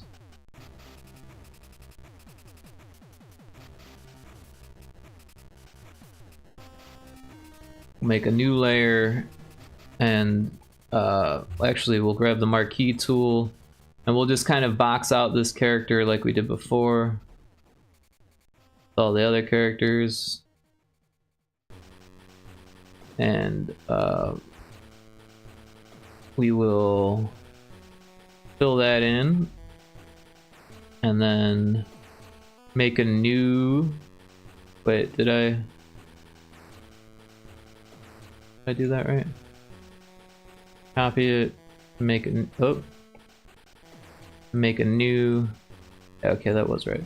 So this way we have the dimensions of the pixel density that we're looking for, and then we're going to go to layer, new reference layer, and we want to go to the other folder with the reference images and pull up this one, and then we want to hit the V key and stretch it out to be as large as this box.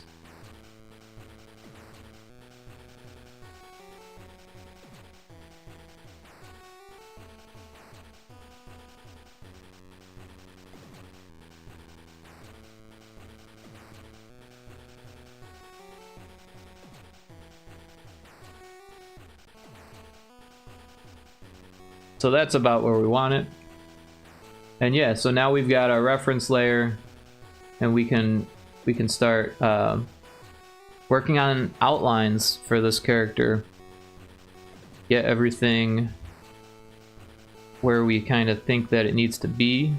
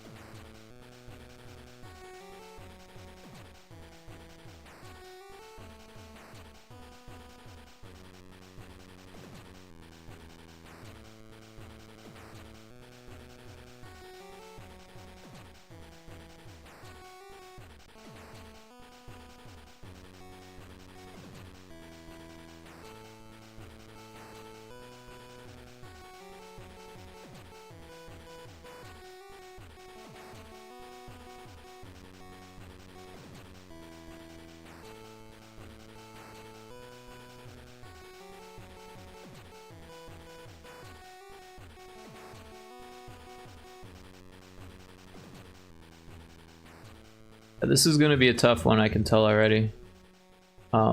Just because the level of detail in the 3D model versus the pixel density that we have here. So going to be a little bit like Raida as far as the face goes, where it's like probably not going to look great until the very end.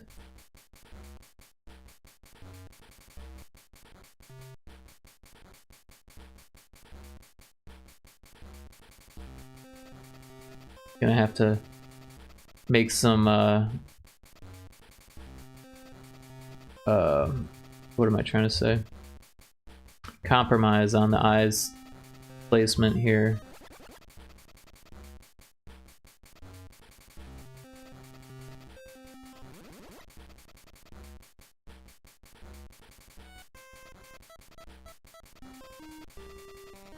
Guess we probably want the hair over the eyes there.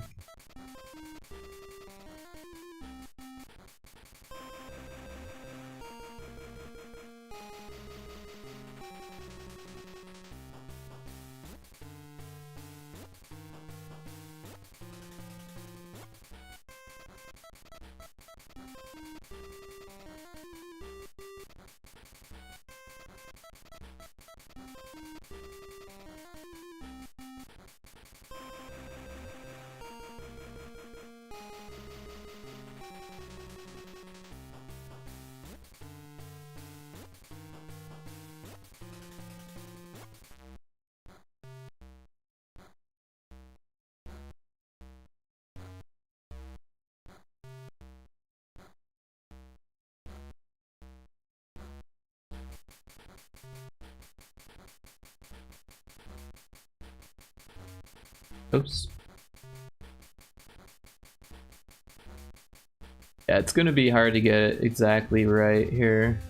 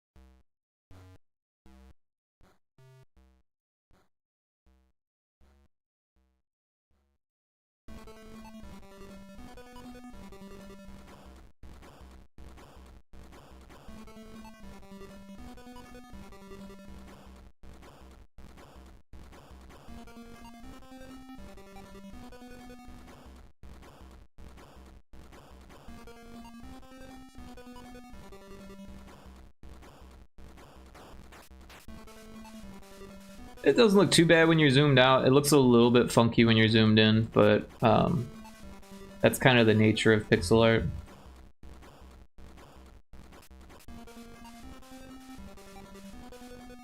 And it will be kind of a large piece as far as the zoom is concerned.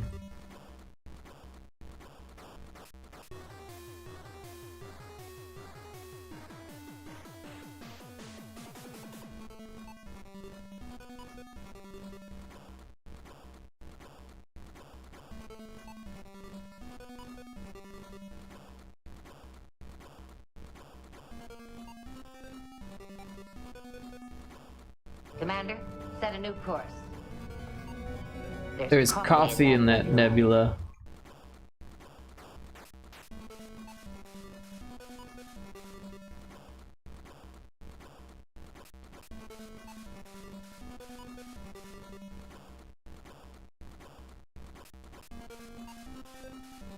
That doesn't.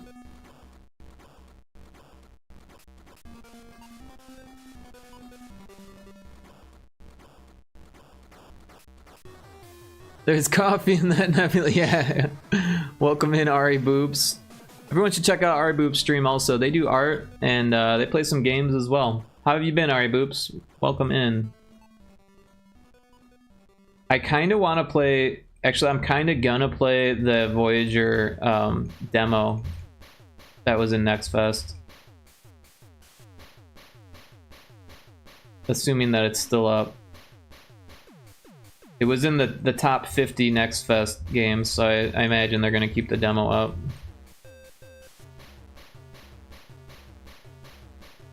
Actually, I saw someone playing it today, so one of my friends.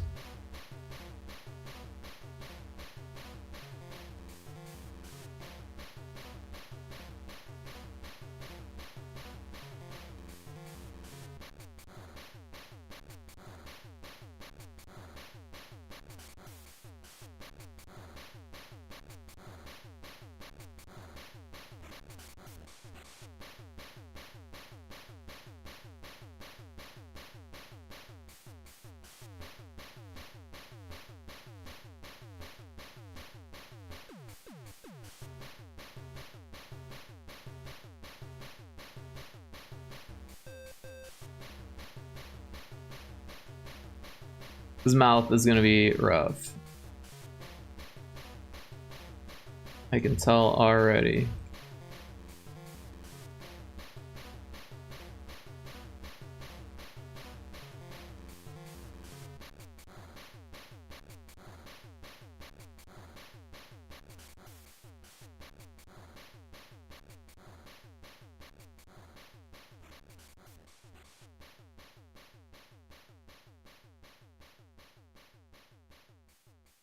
It needs a upper lip.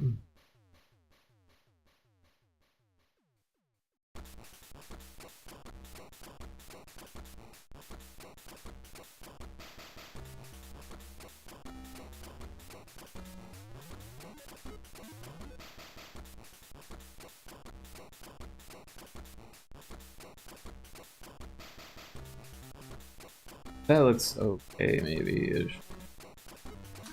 Cosmo the Shadow, welcome in. How are you doing? Thank you for checking in, Cosmo. I appreciate that.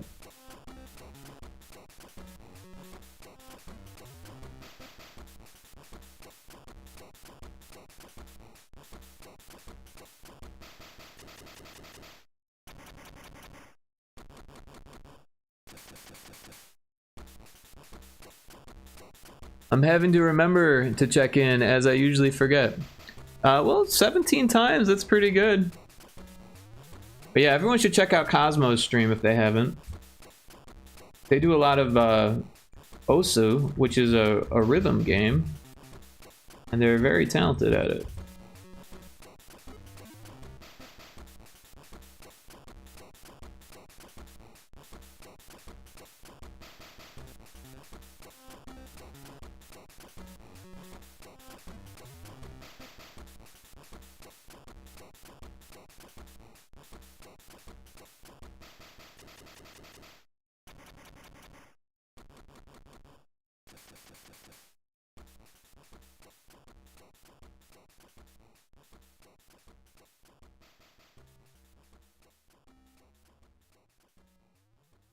Osu may be on break as I'm losing hearing in my right ear. Oh no, that sounds terrible. What do you think is going on? Have you seen a doctor for that? That sounds serious.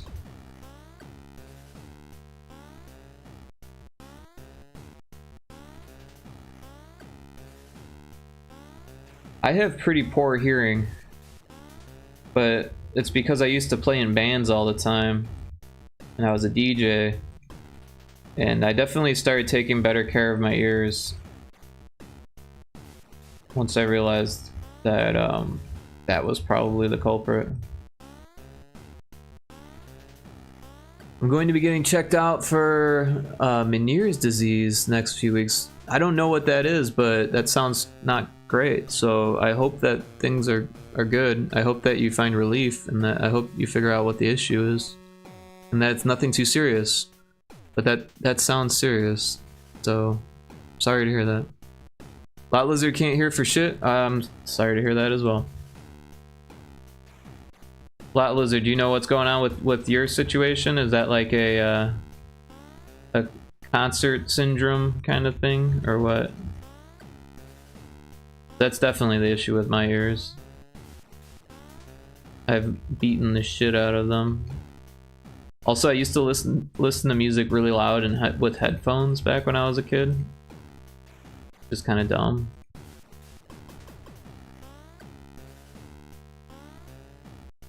Yeah, definitely from concerts.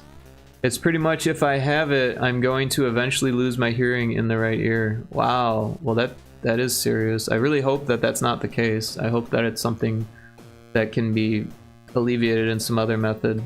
I don't know. I'm not an ear doctor, but yeah, I hope that it doesn't go away completely. That sounds really terrible. Live bands and bars. Yeah, I'm to the point now where like I would probably bring earplugs to a concert, especially if I knew it was going to be loud.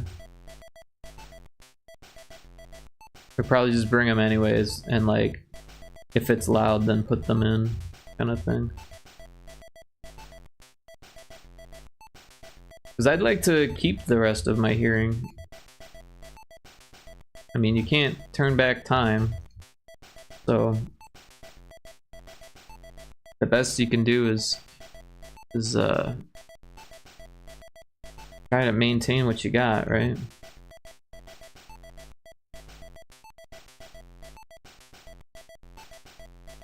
If it does, I'll be using spatial audio on my left ear and train it to take place over my right ear over time, or over your right over time, but I'm hoping it isn't. Yeah, I'm hoping it isn't also. That sounds scary. I'm really sorry to hear that. Really hope it goes the right way for you on that.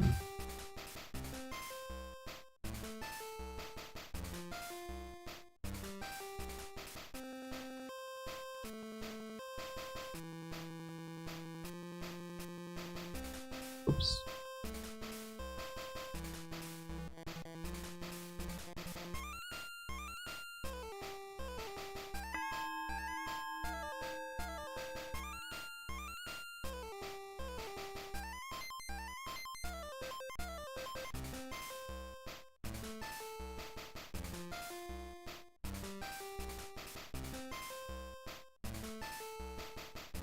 I kind of laughed when you said that, as it seemed like a pun in a way. I should use that for a bad joke. Oh no, did I say a bad joke? I didn't even mean to. Oh, because it's the right ear and I said the right way. I'm sorry. I didn't mean it like that. I just meant that I hope that everything goes smoothly and that it's the best way possible. And I mean it. I feel really bad for people with hearing conditions.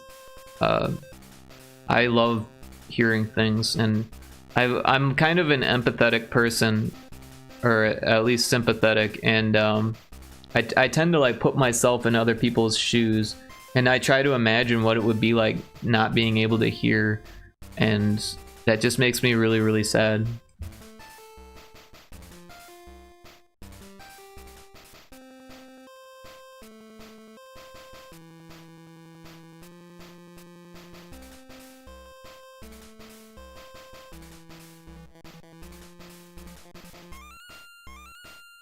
There's this movie that I like, and it's kind of a comedy. It's called It's All Gone, Pete Tong. And it's about a DJ that loses his hearing. You know, he has some genetic disorder, but then it's exacerbated by you know, constantly being in clubs and being a DJ and having loud music all the time. And then you know, because it's a comedy, things get worse for him, and he's got like a drug addiction, and his wife is cheating on him, and like all this other stuff is going on with him, and he like slips into this really deep depression and drug use, and it's just a good movie. Like, he ends up meeting a I guess a therapist for like teaching how to read lips, and you know, just kind of dealing with being deaf, and like she helps him a lot, and they end up, you know, becoming a relationship, and then like he ends up making an album while he's deaf and kind of like blows the world away, but then like goes back into seclusion and just like starts living like a normal person with his wife or whatever, who doesn't cheat on him. The new wife doesn't cheat on him. So, but it's an interesting thing. He's a Cancer. Says it all. Funny thing, I'm also a Cancer, but towards the middle of that zodiac. The odds, lol, that's awesome. So there's this thing that I've noticed, that Cancers attract each other like crazy. We get along with each other really well. Like, it's not the most compatible relationship. I believe Cancers and Scorpios are the most compatible, but it is very compatible. I think it's more compatible for friendships and business than it is for like relationships, because we're so similar that when you're in a relationship, you don't want to be like exactly the same person. You need some variety, and that's why Scorpios are a better match in romance. But as far as friendship goes, I've had so many Cancer friends. We used to have all of our birthdays just in a row. It would be like the week of Cancer birthday parties.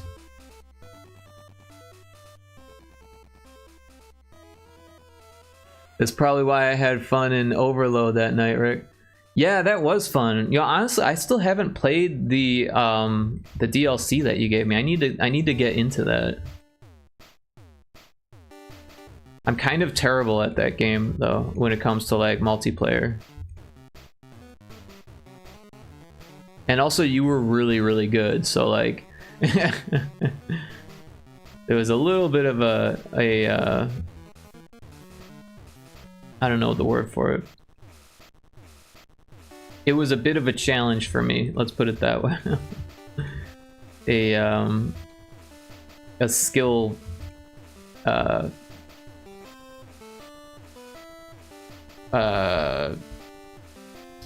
brink?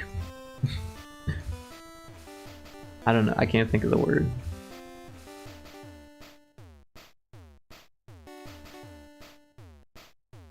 You were vastly more skilled than I was at that game, let's put it that way.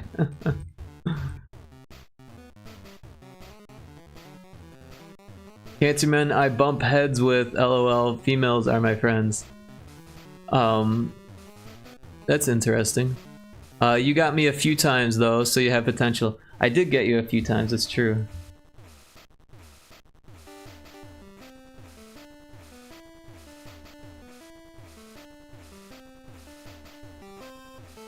Yeah, you know, the way it is with Zodiac, I always think of it is like it definitely is more about your like your other signs, right? Like your star sign is something, but your moon sign and ascending sign definitely make up the rest of you. It feels like if you're gonna prescribe to that reality or that way of thinking. Someone said it and I can't remember, but I want to say that it was I honestly I can't remember, but it was like a perspective thing. Like your star sign is like how you see yourself or something, and the moon sign is how others see you, but your ascending sign is how people who know you see you, kind of thing. Something like that. I can't remember exactly what it was. And honestly, I can never remember what my ascending sign is because I can't remember when I was born. And also, my mom was the only one who knew that information, and she took it with her when she left because I didn't write it down. Well, actually, I did write it down somewhere, but that got thrown away a long time ago. So I don't know what time I was born. I had a whole chart in this astrology book, but I'm pretty sure my dad threw that shit away. I don't know why he would throw books away, but he did. I thought my library would be safe, but most of my books got thrown away.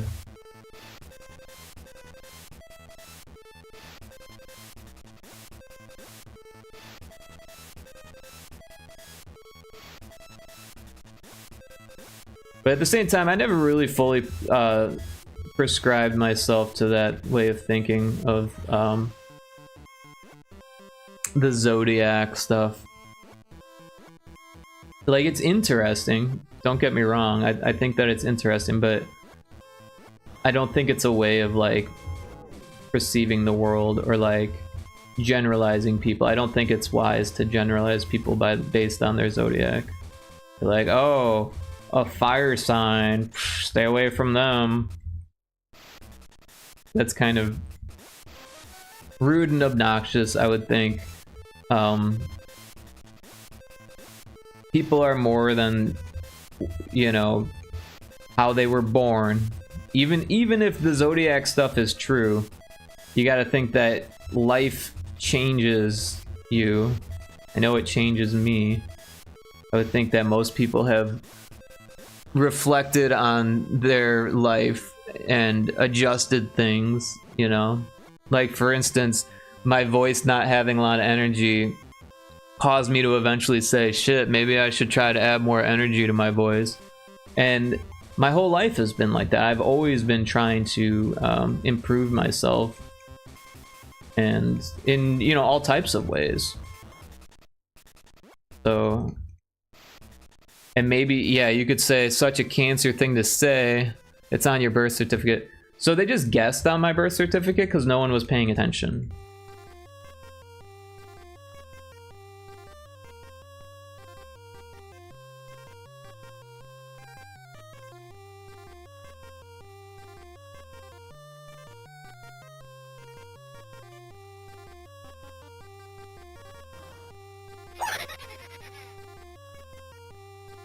that was an evil laugh. Like a hyena demon.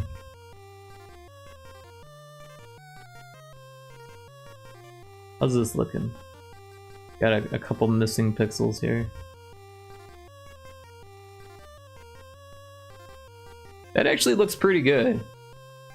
The likeness is there. He looks kind of mad with this eyebrow.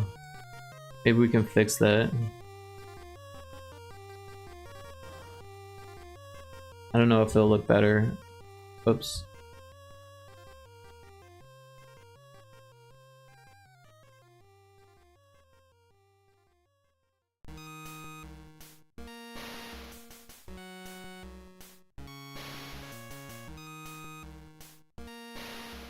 I think that does maybe look better.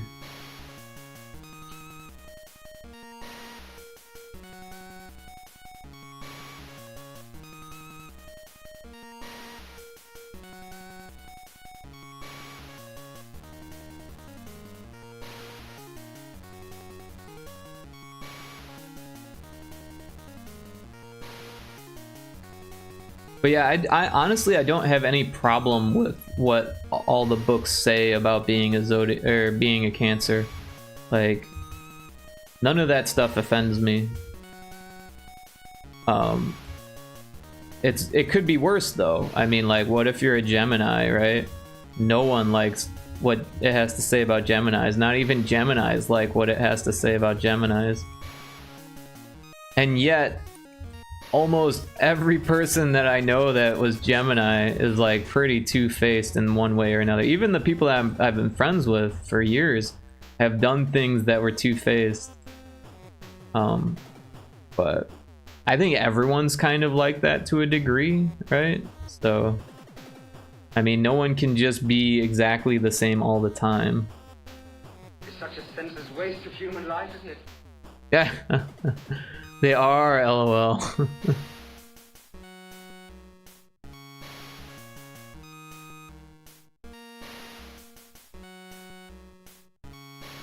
But imagine being a Gemini. I've dated Geminis before, a couple, for long term. And both of them cheated on me.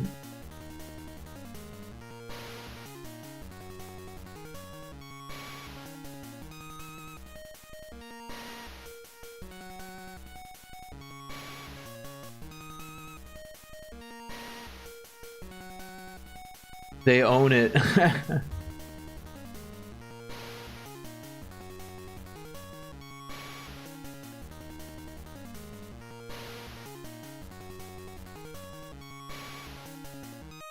I know, I guess it's hard to say, you know, what it would be like to be a Gemini without knowing what it would be like to be a Gemini, but I feel like I would not want to be two-faced. I would like, but I guess that's just my personality as a Cancer, right? Like, personally, I feel like, wait, what is that?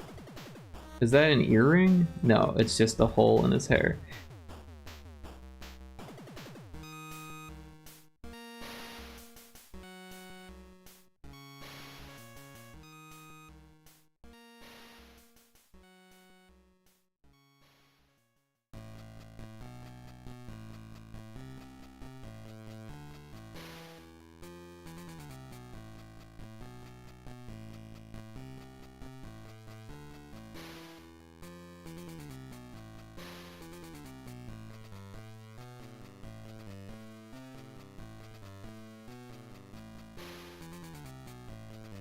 But I guess what I was trying to say is that, like, I try to improve myself, you know? And I feel like most people do, but maybe I'm wrong. Maybe some people, like, think that they're the shit from the day they're born and they don't improve themselves. I'll be lurking around and searching for retro game to play. Been thinking about something GBA related. Interesting. Well, I hope you find something good. I don't know a whole lot of GBA games, so I can't really help you too much there. There is a really cool Mother 3 fan translation floating around. That's pretty cool. I don't know if you're into Earthbound.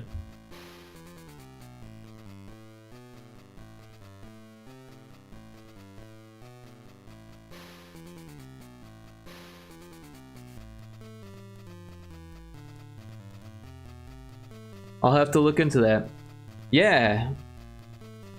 I mean, it was a game that only got released in Japan, and then there was a fan-made translation, so definitely pretty cool.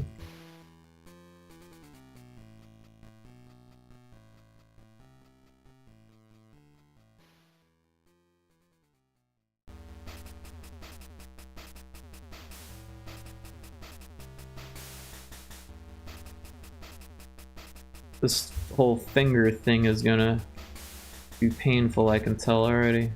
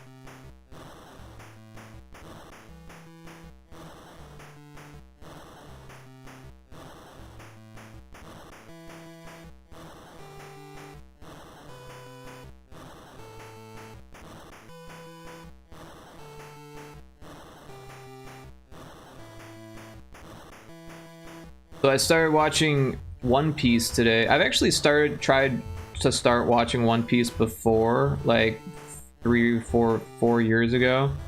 And I only made it a few episodes in, so I started from the beginning and like didn't remember any of it. If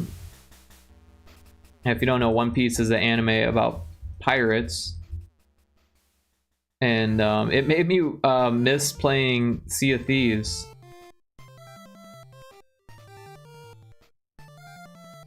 I had a lot of fun playing Sea of Thieves.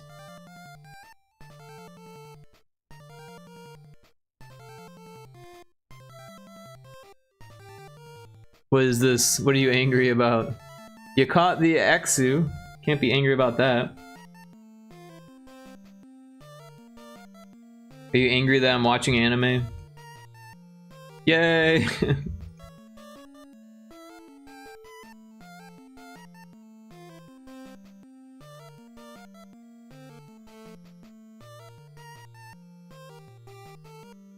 I just pick random ones. Ah, okay.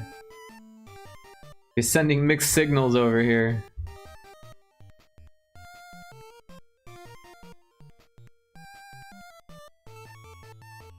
I still don't know what that symbol means.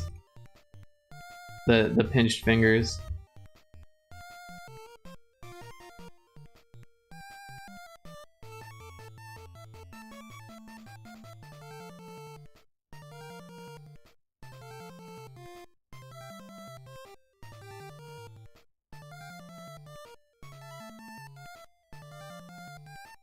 Like, what the hell? Oh, you don't like anime? So no one else can like anime? I get it. I see how it is. One of these days, you're just gonna have to accept that most of the world is interested in anime. I know it doesn't seem like it when you live in like a little bubble. Sorry, that sounded condescending. But the whole world is interested in anime. I'm an anime watcher, but I'll meme over it.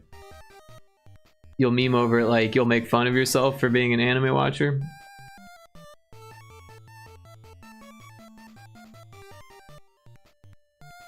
I mean, Lot Lizard, you don't have to enjoy anime, but you do have to recognize that most of the world enjoys anime.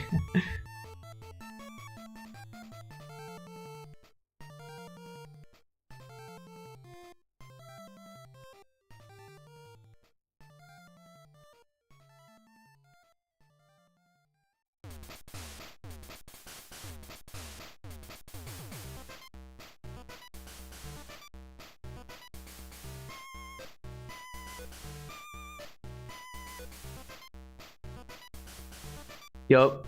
I'll make fun of myself. Yeah. LMAO, I do it. I just wait.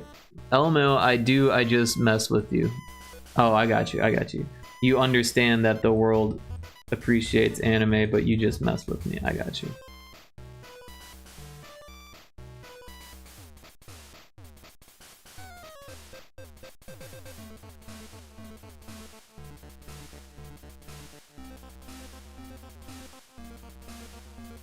Yeah, honestly, I don't know. I can't imagine a world where I didn't enjoy cartoons. That would just be like crazy for me. They've been such a big part of my life. What about Disney movies? Have you ever enjoyed a Disney movie, Lot Lizard? Like a Disney animation? Beauty and the Beast, Little Mermaid, something along those lines. Aladdin, Lion King. They'll say something coming at me, then you'll be sorry and apologize every time. Coming at me like talking shit, translation. I love Disney movies. Wait, you like Disney animations? Disney cartoons? Or just like Disney, like live action? Toy Story, all of them. Oh, okay. So you do like cartoons, you just like Disney ones. Right on. So are you like a Disney adult? Are you one of those? Okay, let's clarify. I don't hate cartoons. Okay, well, I'm glad you're clarifying. Because honestly, I was starting to wonder.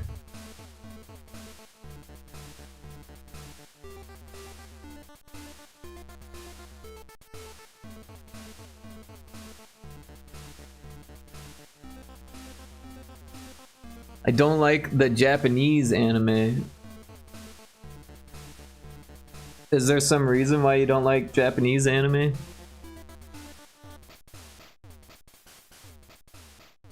What about American Japanese anime? Where that it's American, made by Americans, but made to look like Japanese animation. That's a thing too.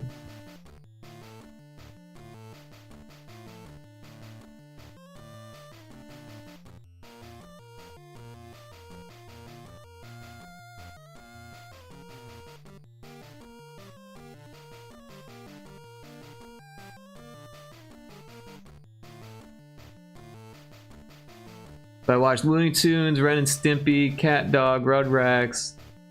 No, just not my style. Both American and Japanese, just not for me. I got you. Are you afraid you might like it? Is that why you don't watch it? You don't want to be made fun of?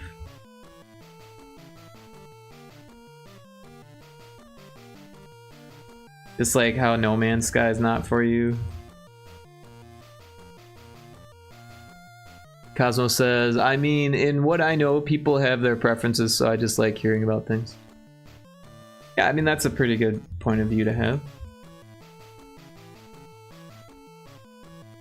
I'm just giving Lot Lizard a hard time.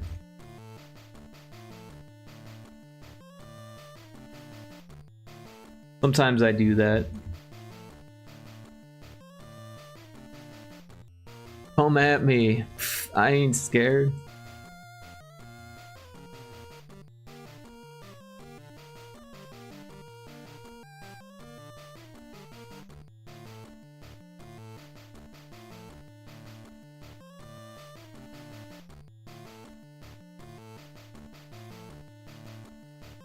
Then he will apologize. Sends Goblin Slayer to Lot Lizard.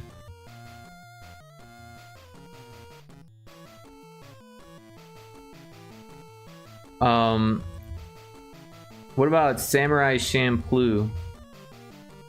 I feel like that might be a good Lot Lizard anime. Although honestly, I haven't seen it since like fucking 15, 20 years ago, so... Could be wrong.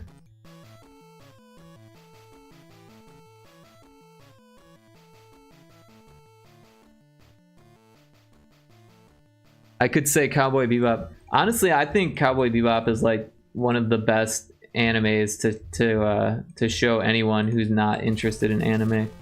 But it is kind of a Western, right? It's all about like shootouts and like bounty hunters. It has Western vibes, but it's a sci-fi Western. That makes sense. I don't like these. Just get rid of them.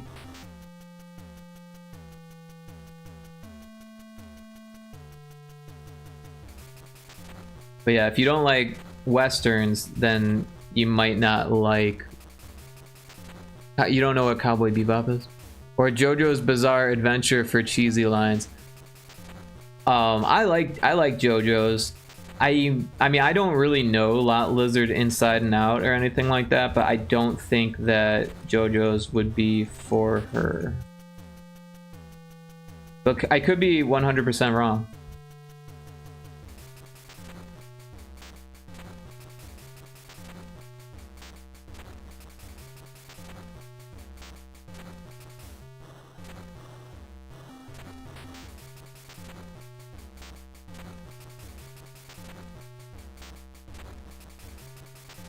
Nope, LOL, don't even know it.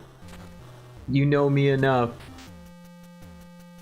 No idea what that is. Yeah, JoJo's is kind of lesser known amongst non-anime people, but it's pretty well known amongst the anime crowd. It's one of the biggest, most successful animes ever.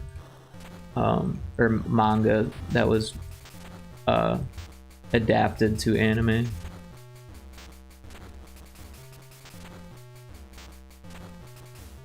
But Cowboy Bebop is really well known too. I really like Fooly Cooly. But again, I don't think it's really a Lot Lizard one. I think Lot Lizard would like a hip-hop based anime. That's why I said Samurai Champloo. But there's probably something more modern, less samurai.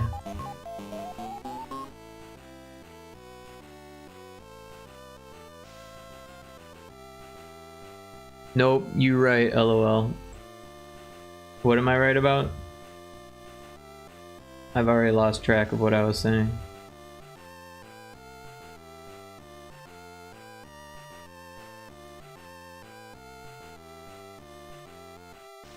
I heard Pac-Man. Yup, that was the Pac-Man redeem. Gotta keep it real, Pac-Man. You wouldn't like it. You wouldn't like which? Any of them? You wouldn't like a hip-hop one? A hip-hop anime? Oh, but hip-hop I might. Yeah, you might like a hip-hop one. There is hip-hop anime. I don't know any off the top of my head other than Samurai Champloo. But they do exist. There's like anime for everything these days. You just have to assume that if it exists in the real world, if there's been a film made about any specific subject, there's an anime made on that same subject these days. Another one that might interest Lot Lizard was... Fuck, now I can't remember the name of it. I can't remember the name. I have to look up on my anime list.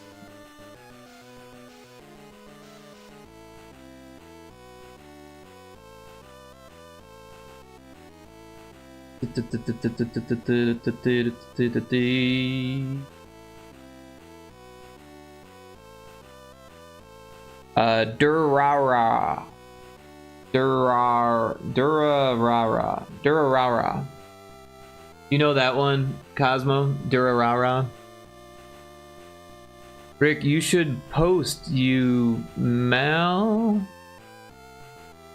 I'm interested in what you have in there. Oh, your my anime list? So I don't have it on a website like my anime list. I just have it on my phone, so I can't post it. Also, it's not so much my anime list, it's anime that's been like listed to me, if that makes sense. Recommended anime.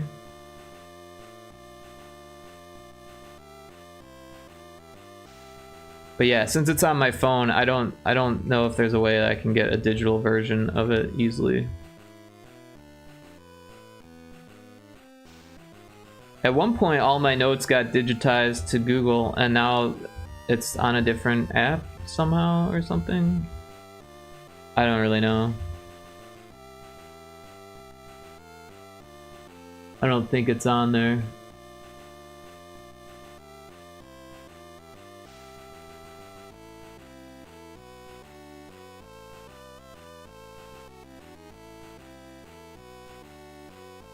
Notes. Maybe it is on here. There's a lot of notes on here, but they're all really old. Yeah, these are like from 2016. After 2016, my notes stopped getting put on my phone, so I don't know what's up with that.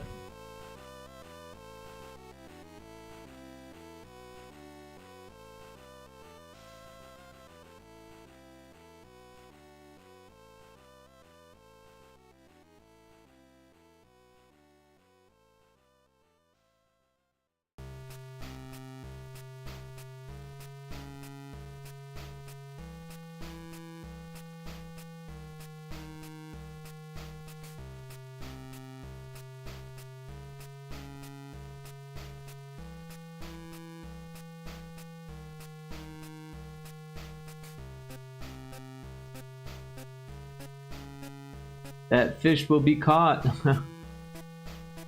Dang, I should send you mine eventually. I'd be happy to see it.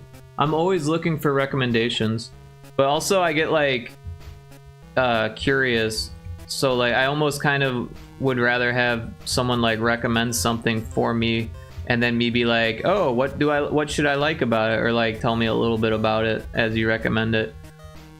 That way it's not just like a bulk recommendation of things that I know nothing about, because then I won't be as interested.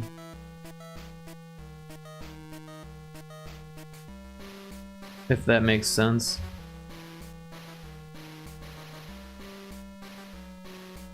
But yeah, I enjoyed Durarara.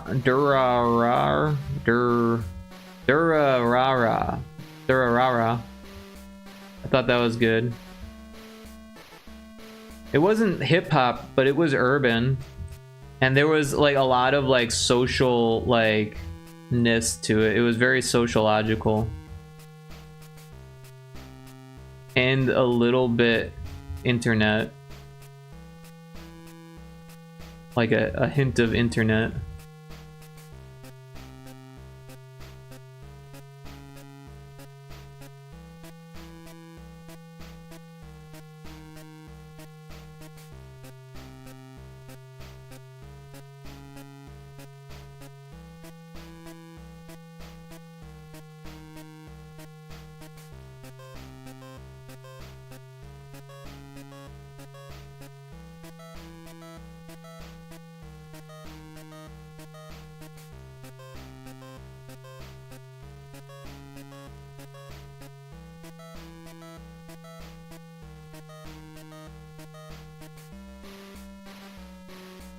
I'm just waiting on the full release of Demon Fish Dead Ahead so I can play it. I enjoy playtesting it. Awesome. Oh, we got an ad coming up. I'm gonna snooze it. If you could have any genres you enjoy, I can DM you later of a few recommendations, Rick. Not typed today. So yeah, first on Demon Fish Dead Ahead. So I'm planning on releasing the full version sometime next year, so it will be a while. I will finish it and start testing well before that, but I want to make sure I have like a good number of wish lists and that the demo is up for a good long amount of time before I do a next fest, and then release it once I've got like, because I want it to be a good release, right? I will literally hold on to it and for months, maybe even a year longer if I need it, to make sure that it gets the release that it requires. But I can give you a test copy as soon as I've got it finished, if that's what you're interested in, because you did a great job testing it, so you deserve that. And I'm gonna need more testing, so there's that.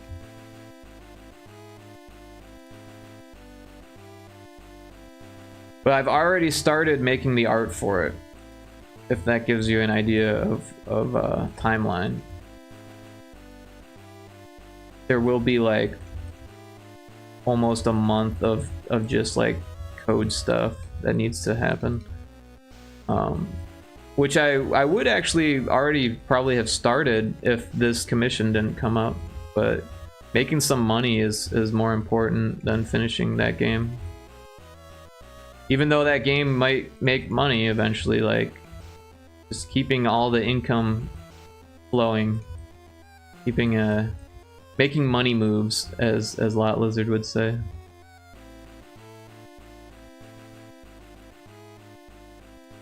Gotta make money moves.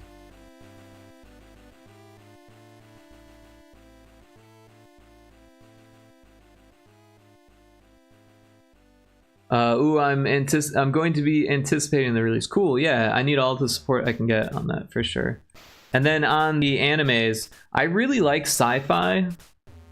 And I like computer stuff. I enjoyed Steins Gate. The whole time travel thing was interesting to me. I didn't watch the second one because it kind of put me off when I watched, like, the first episode kind of put me off.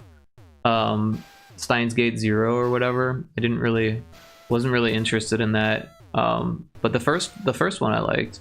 I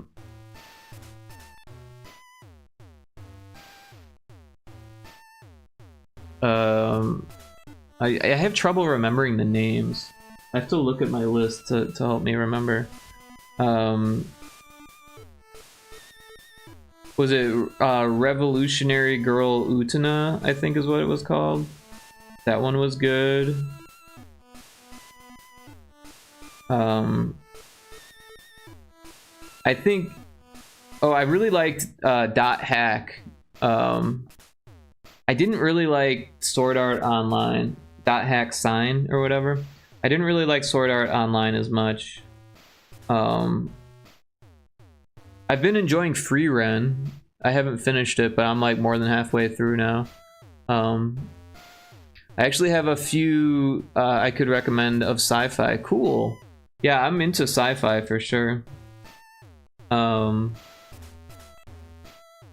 Trigun I enjoyed. I didn't see the whole thing yet though. Honestly,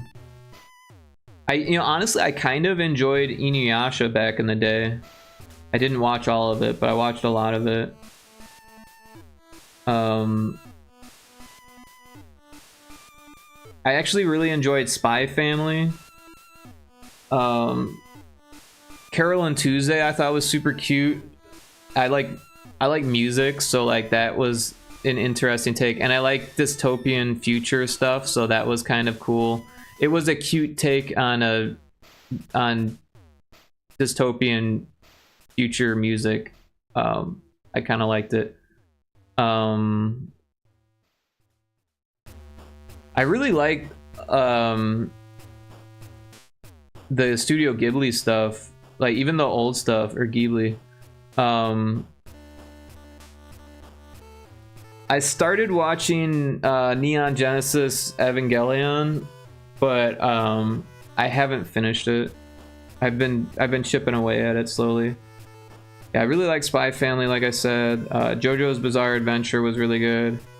I was told to watch Puella Magi Madoka Magica, and I actually enjoyed it a lot more than I thought I would. The Way of the House Husband was pretty enjoyable as far as comedy goes. I haven't finished it. It's one of those that I can like kind of pick up and put down. Oh, we've got to add. Sorry. We'll get back to that later.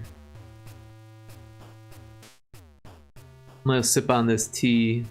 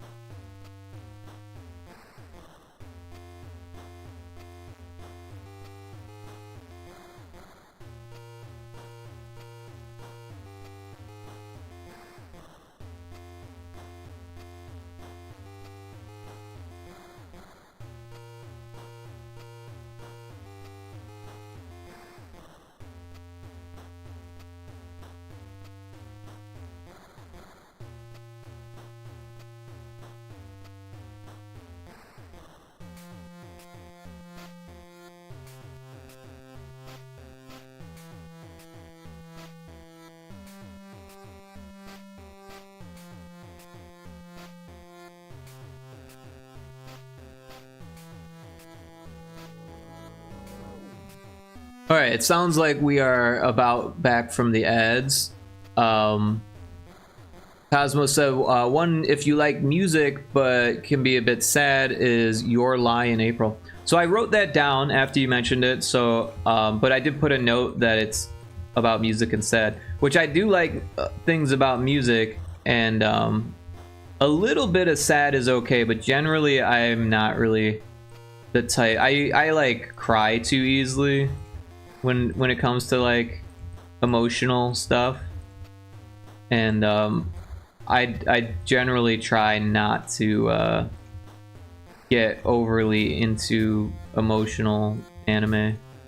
But even Carol and Tuesday had some really emotional parts.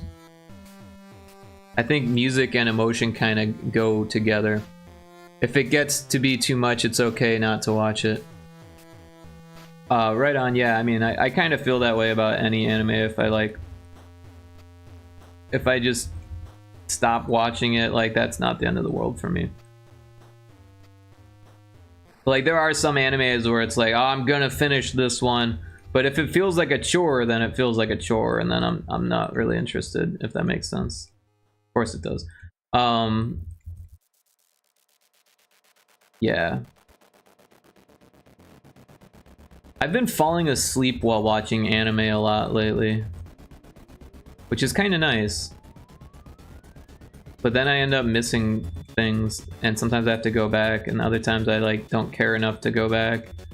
And that kind of tells me a lot about how I feel about the anime.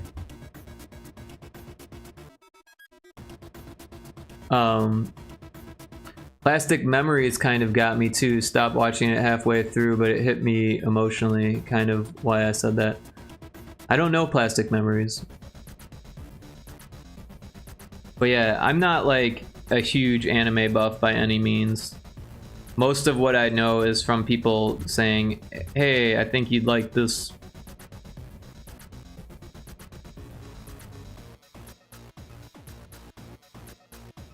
I really liked Akira.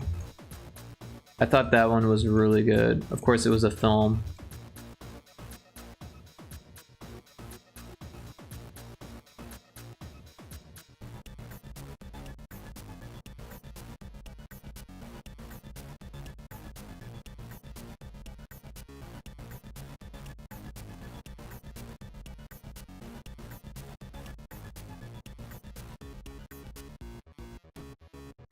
I'm a literal anime nerd, so don't mind me. Oh no, I don't mind at all. I like getting recommendations. I enjoy anime, but yeah, it's not something that I like revolve my life around or anything like that. I definitely enjoy all forms of animation and even live action stuff. I like all genres for the most part. I don't really watch a whole lot of horror anymore, but I used to. Although I did watch what is it? The Reanimator last night. And I noticed for the first time that that's a H.P. Lovecraft adaptation, like, or an adaptation of an H.P. Lovecraft book. And I didn't know that. I'm honestly not a fan of H.P. Lovecraft as a person because of all the racism and shit. But it's hard to deny the creativity in some of his fiction.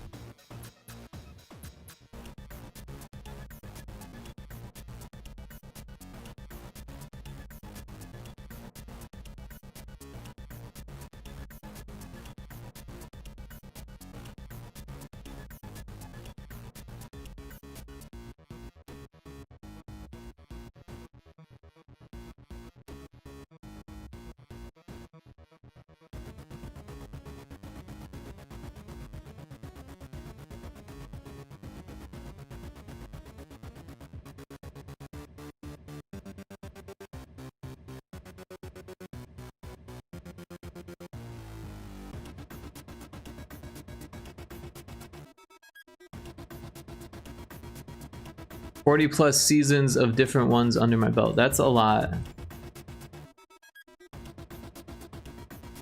Yeah, I don't keep track of it. Other than my list.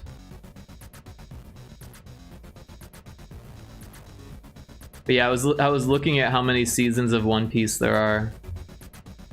And they're still making new ones. And it's just like, holy shit. There's like 60 episodes per season.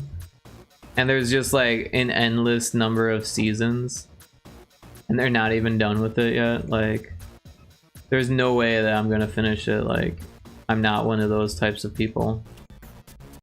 But that doesn't mean I can't enjoy just like dipping in and dipping out whenever I feel like it.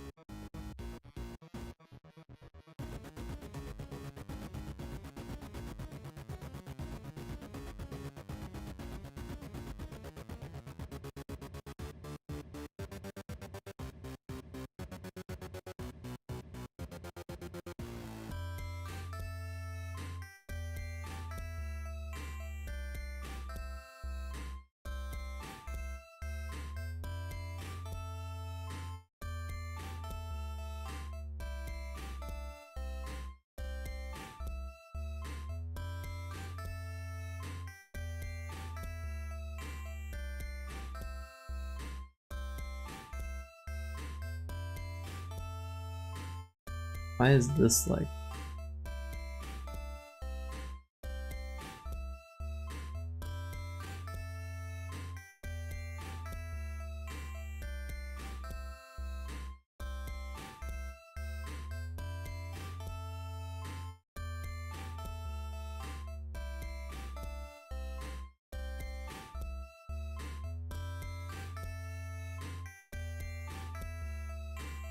but yeah, on music, there was one that I liked called, I think it was called Kids on the Hill.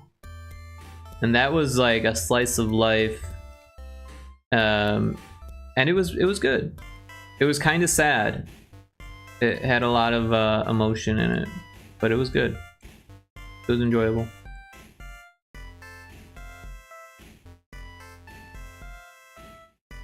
I think it was called Kids on the Hill. Now I need to look, make sure.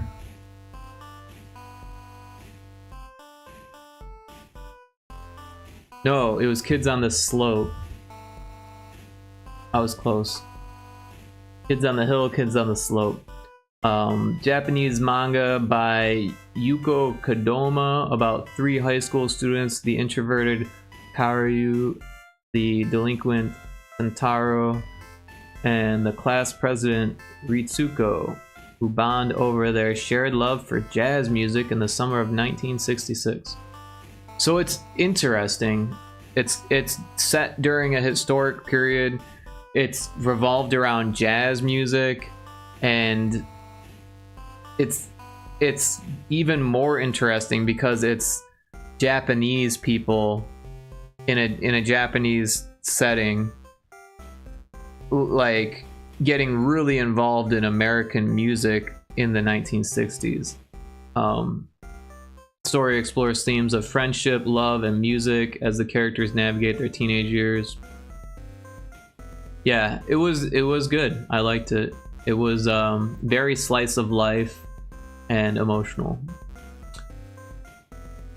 Slice of life. Another one to look at is Laid Back Camp. Interesting.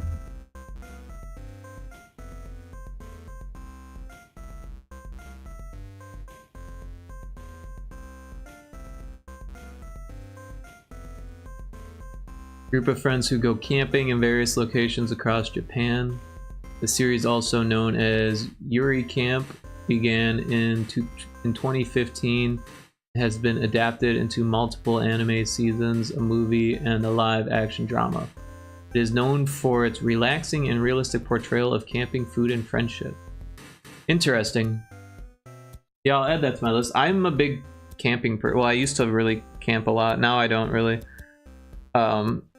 Back when I was younger, I used to camp a lot.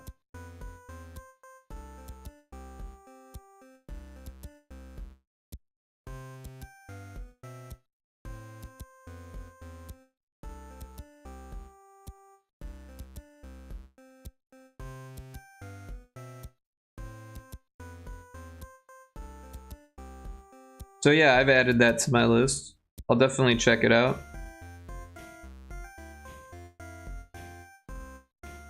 There was also a few that were based on games that I started and never really finished.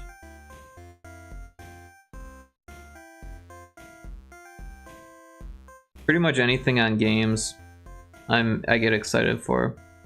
So there was one called Remake Our Life, 16-bit Sensation, Another Layer, and then New Game. And I think I checked out episodes of each of those, but I don't remember which ones I liked or which ones I didn't like.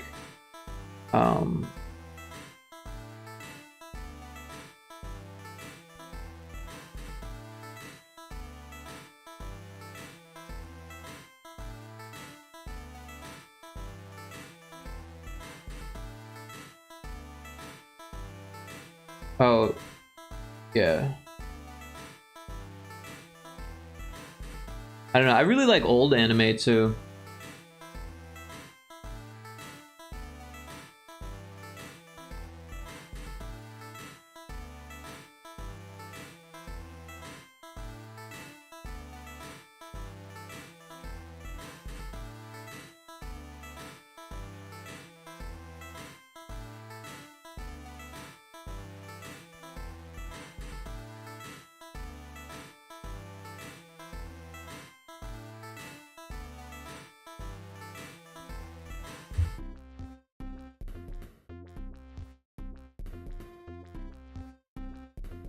Sorry, I was just messaging Indiana.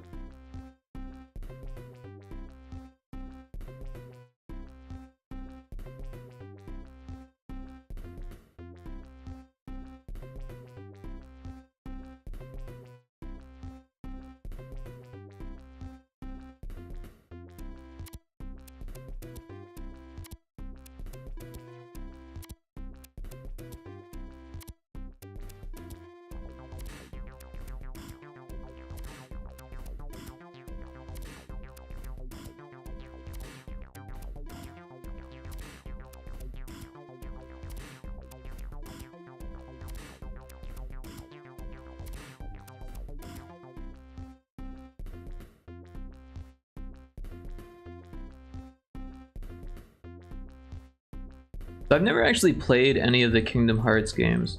I remember when I was in college, one of my bass player at the time was playing one, and I remember being interested in it. I was like, this is crazy. It's Disney characters and Final Fantasy characters. Like, first of all, I was like, how did the licensing of this occur?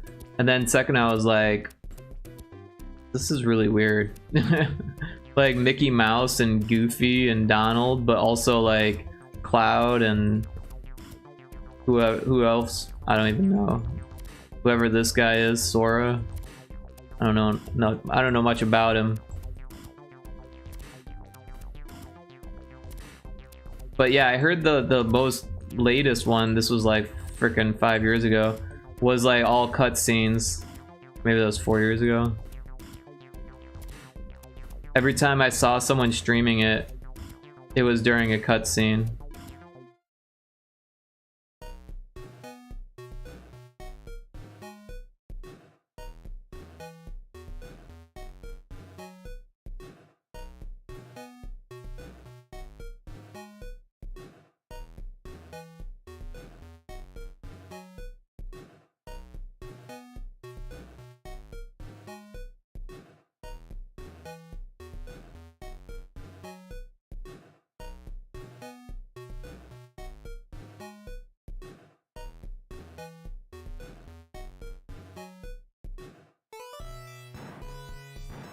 I wonder if there's any like D&D anime. Like that wouldn't surprise me, right? Like an anime about people playing D&D, not like so much like a fantasy anime that has themes of stolen from D&D, but like where they're actually tabletop gamers, right?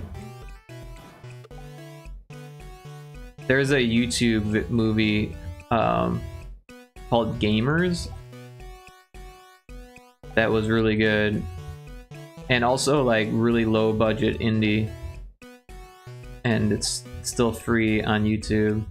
And the sequel also, which was a little bit higher budget and a little bit more professional, but still the same people for the most part. Gamers was hilarious. Okay, you know what I'm talking about. Yeah, wouldn't that be cool if there was an anime like that? That wouldn't surprise me either if there was. It might not be like dubbed or whatever, but I could see that occurring.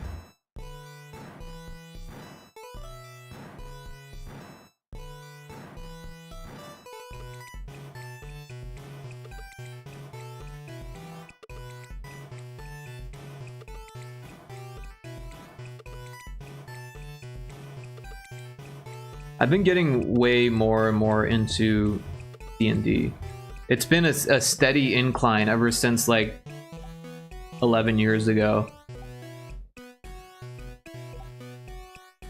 If they did that for an anime, I would definitely watch. Yeah, doesn't that sound like a cool idea? One scene from Gamers I can't get out of my head to the day was the tavern scene. Oh, is that from the sequel? Right? Or no, was that from the original? I'm trying to remember now.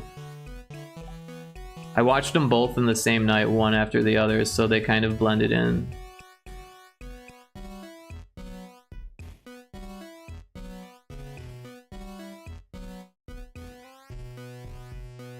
Where they just like completely eviscerate the guy. It was the original with the weapon usage. I can't remember like everything about it, but I remember like they exploded the guy.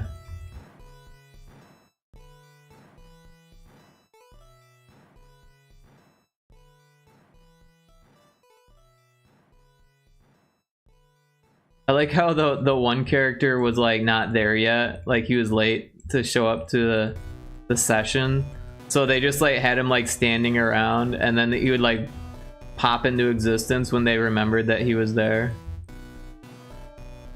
Or like during the fight he was like doing nothing, but then he like showed up and was like went berserk and like did his thing. That was pretty good. I was impressed.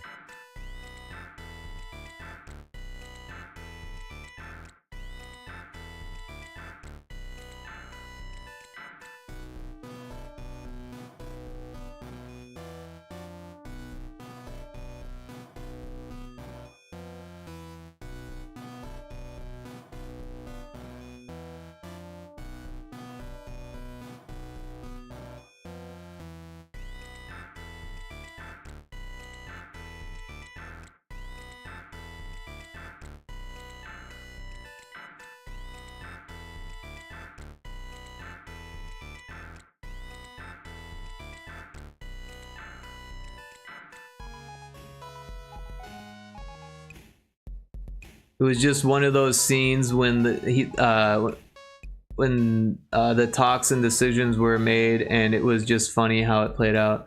It's like when you don't care how big the room is and cast Fireball. Yeah.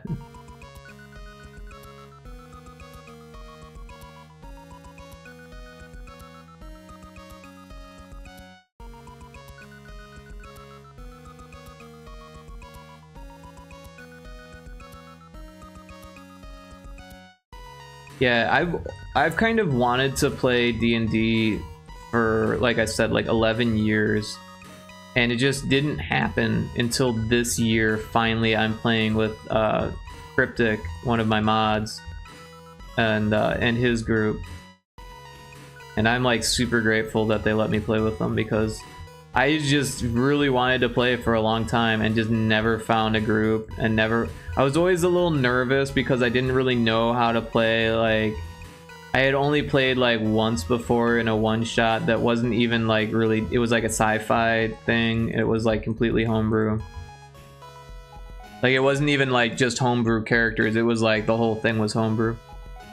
Like the rules and stuff was all just whatever the DM decided, and it was fun. I loved it. It was really cool. I remember a lot about that. We were like bounty hunters, and I had a for a weapon I had a lawnmower blade on a chain, and it was like sci-fi, so we had like a spaceship, and I cut off the guy's head. I rolled a nat 20 and cut off this guy's head, and but then I freaked out because I thought we like needed the head to like, so I like saved the head thinking that it like needed to prove like that I killed this guy, so I like kept the head with me, but then they were like searching our ship and I had to like roll for concealing the head or some shit, I don't even know, and that was okay.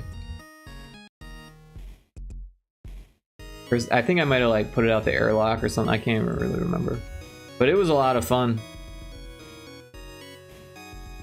I was a blade master.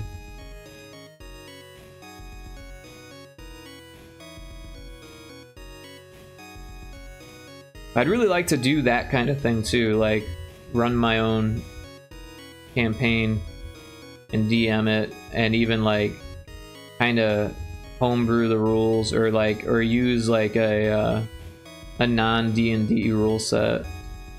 I've been looking at this one called Adventure Maximum. I actually met the developer,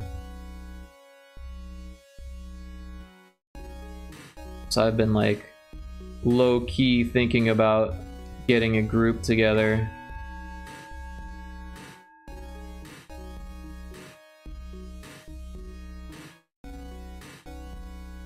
It'd be cool to do it on stream, I think.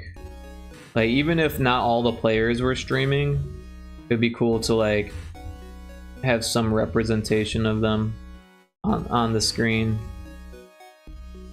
At least like, you know, the little Discord chat heads or whatever.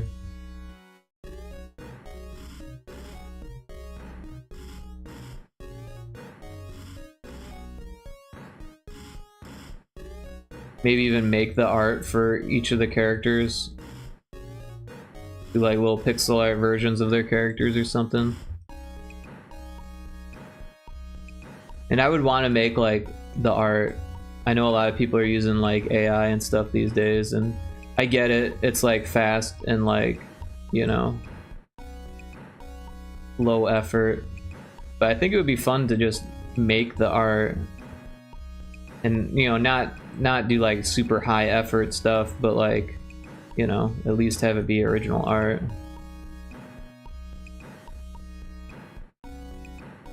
I personally haven't been in a campaign for years. Right on.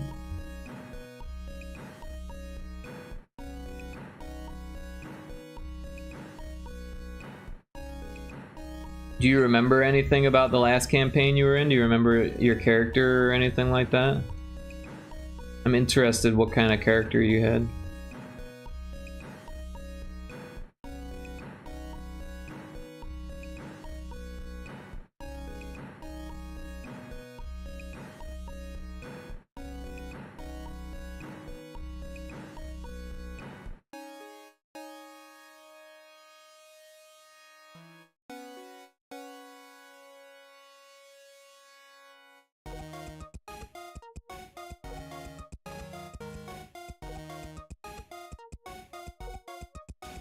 Last campaign, it was me taking the place of my dad with his buddies for a day, so I kind of had a one-shot deal. It was at a con. Oh, interesting.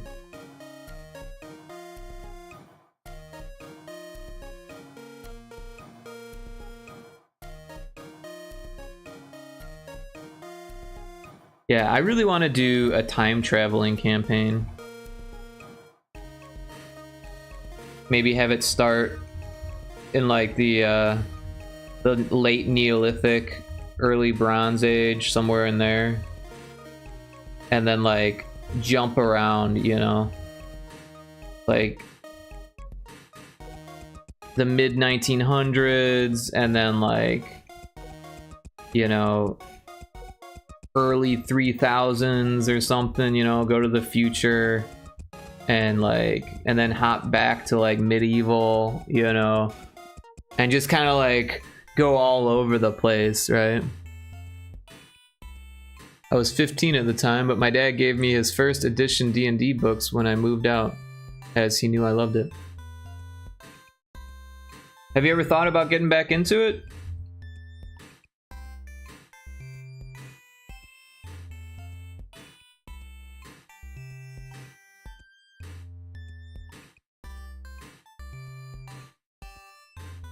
I have been debating. I mean, it's one of those things where if you don't have like a whole lot of time, it's hard to commit, and it requires some commitment, right?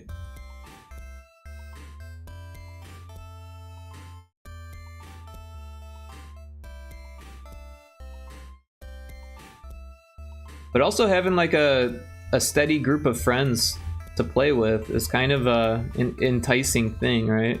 It's hard to come across a group that's like, you know, takes things seriously.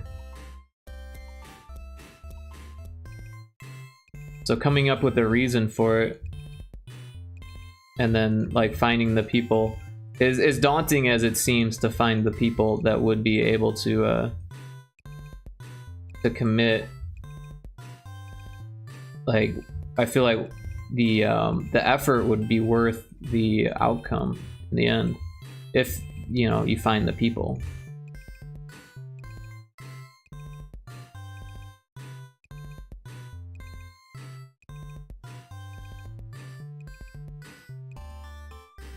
It may be a good time since I'm mostly home. Just have to make sure my cat doesn't bother me during it.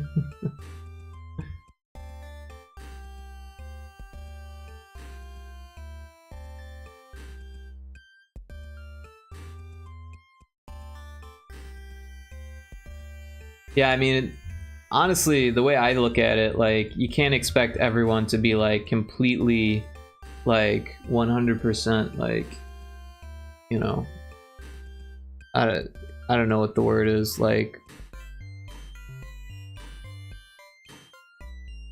there, you know what I mean? Like, you gotta know that like everyone has lives, everyone has like things going on. If someone rings the doorbell, you gotta answer it, you know. Sometimes you might get a phone call or whatever, you know. If you got a pet, you can't just neglect the pet's needs because of D&D night, you know what I mean? So if I were a DM, I would totally be more open to that type of stuff.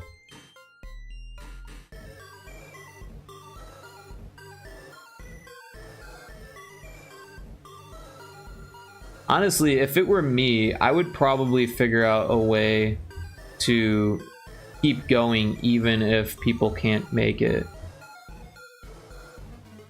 Maybe come up with some mechanic that kind of like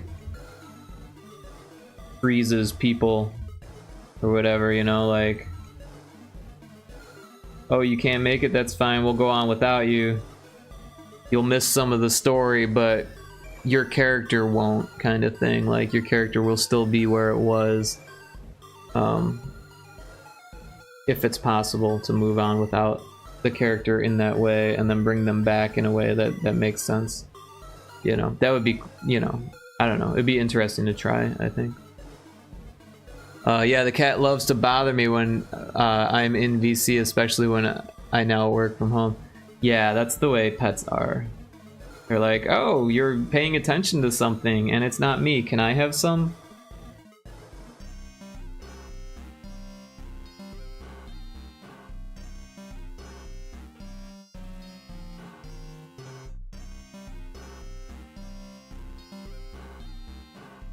But in the end, pets are important. So you gotta give them that attention when you can.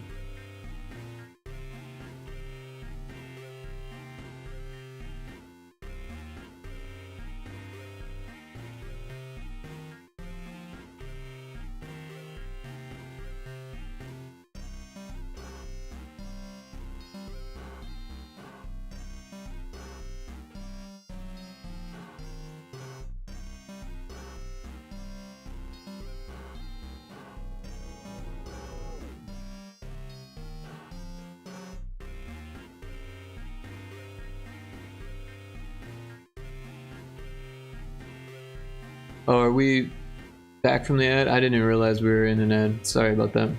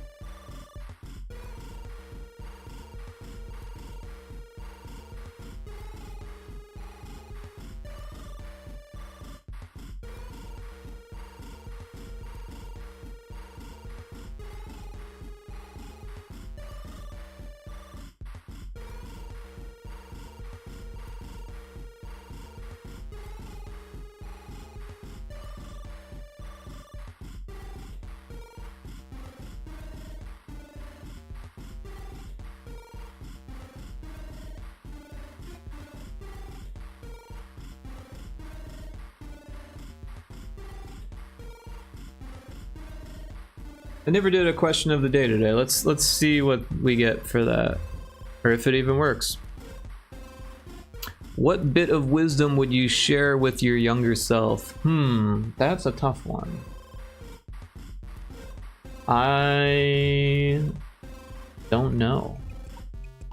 It would probably be about what to expect from others. I think I would tell myself that you're different from other people. You might think that you're the same and that everyone thinks the way that you think, but that is not the reality of it. Because when I was growing up, I definitely thought that like I was just a normal kid, I was just a normal person, that all the thoughts that I was having were thoughts that other people must have, and that like all of the normal things that I do that I think are normal for everyone may not be normal for other people, right? Because I am a bit of a weirdo when it comes to the way that I think and the way that I, you know,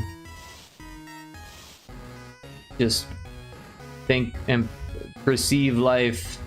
My perception is definitely different than most people. We got a bee drill in chat.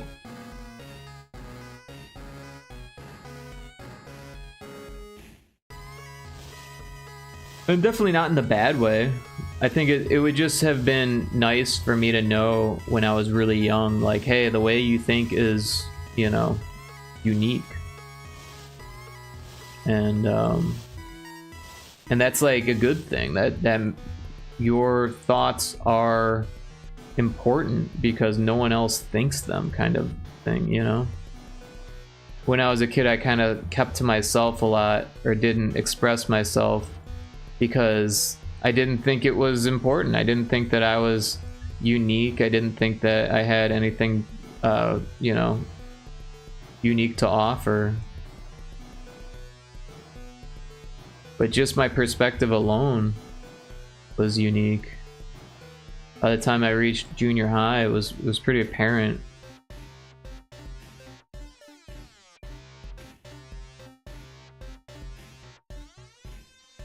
We're chipping away at this one. We should probably save it.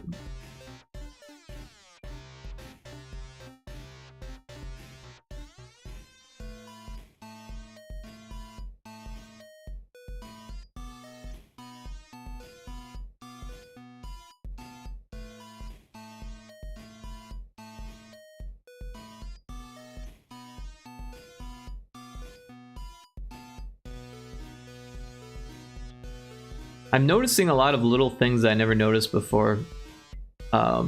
The crown in the key is the same as the crown on his keychain, or his neck thing, his jewelry. And then the Disney logo on the sword. Never noticed that. On the key, I guess. It's a key sword. I have an interesting design there.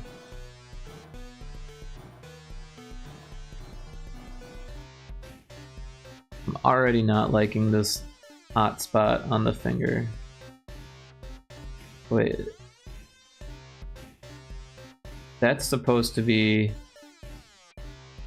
that. I see. I wonder why I didn't like it. And I don't like that either. I feel like it should be that.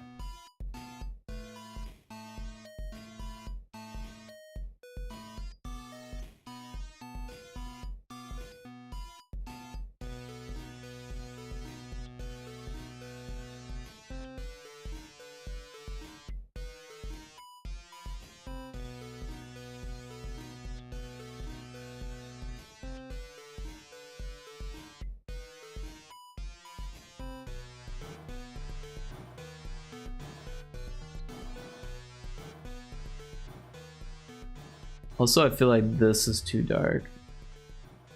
That makes more sense, maybe. Or maybe like that. That looks a little better.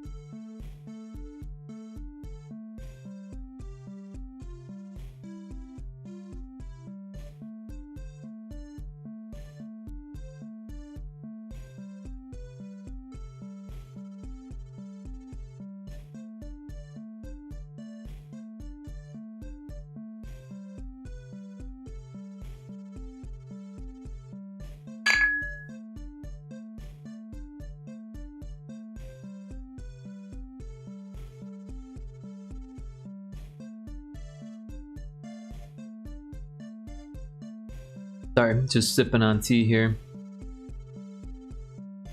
So yeah, I think this color should be just a little bit lighter.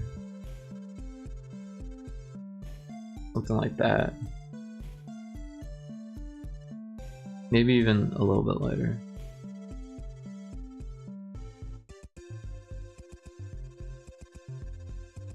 Or maybe the hue is off. Maybe it should be like kind of between that.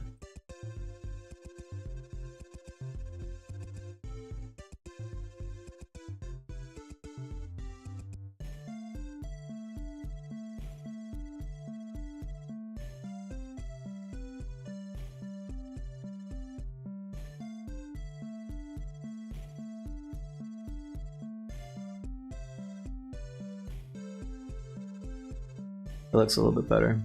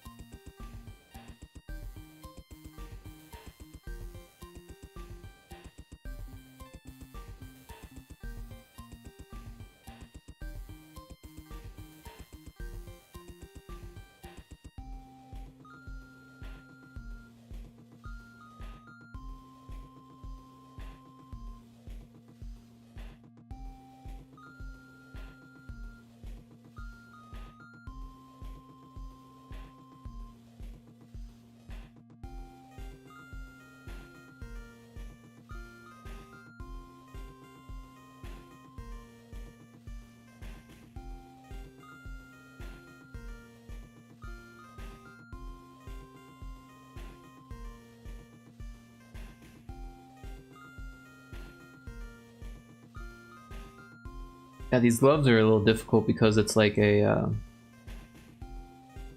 circle shape, so maybe it needs to be more like that.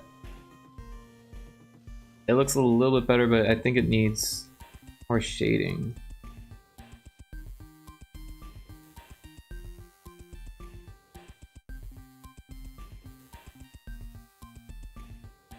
So it's like the shadow is on the bottom left.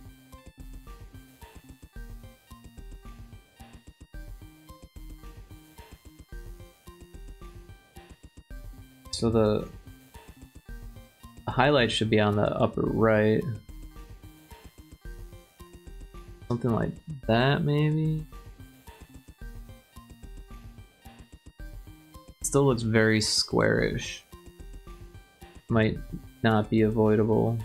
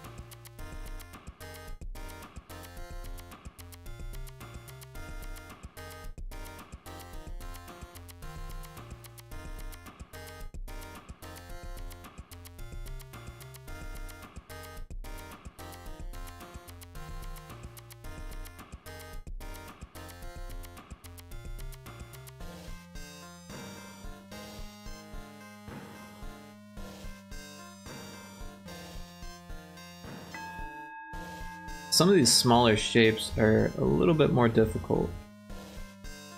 And down.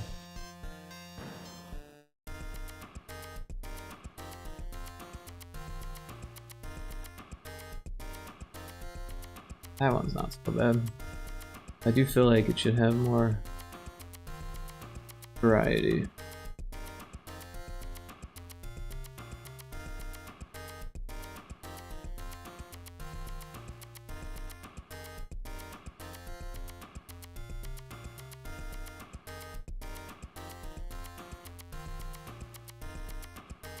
Of course, the hole doesn't want to be in the center. Guess that'll have to do.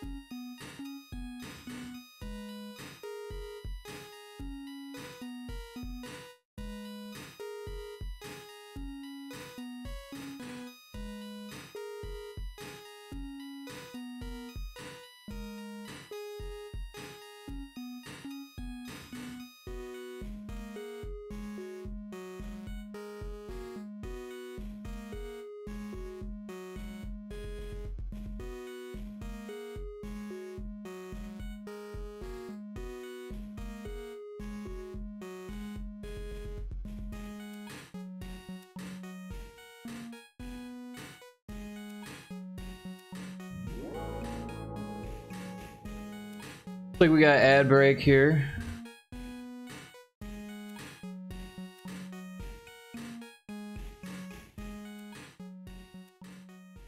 And I am going to use it real quick, so we'll be back.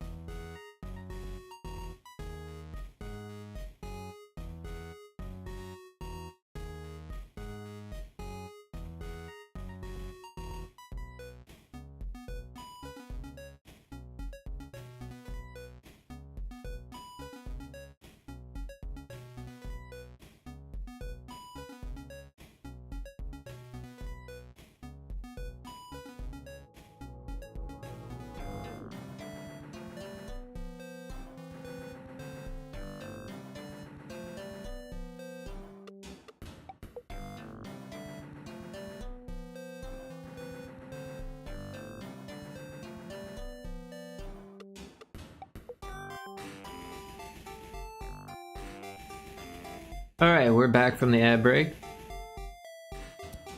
Get to work on this belt.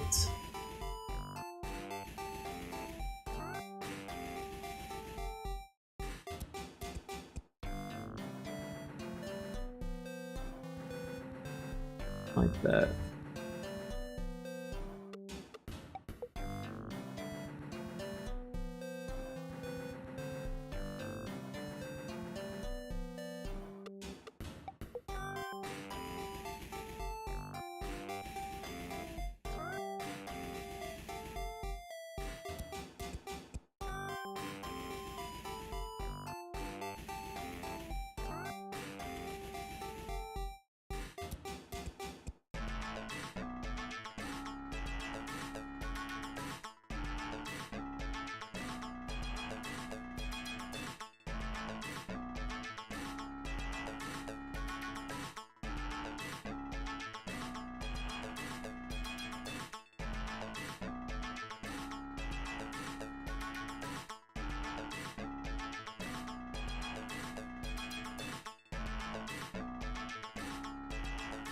There's like this little glimpse of this piece of metal here.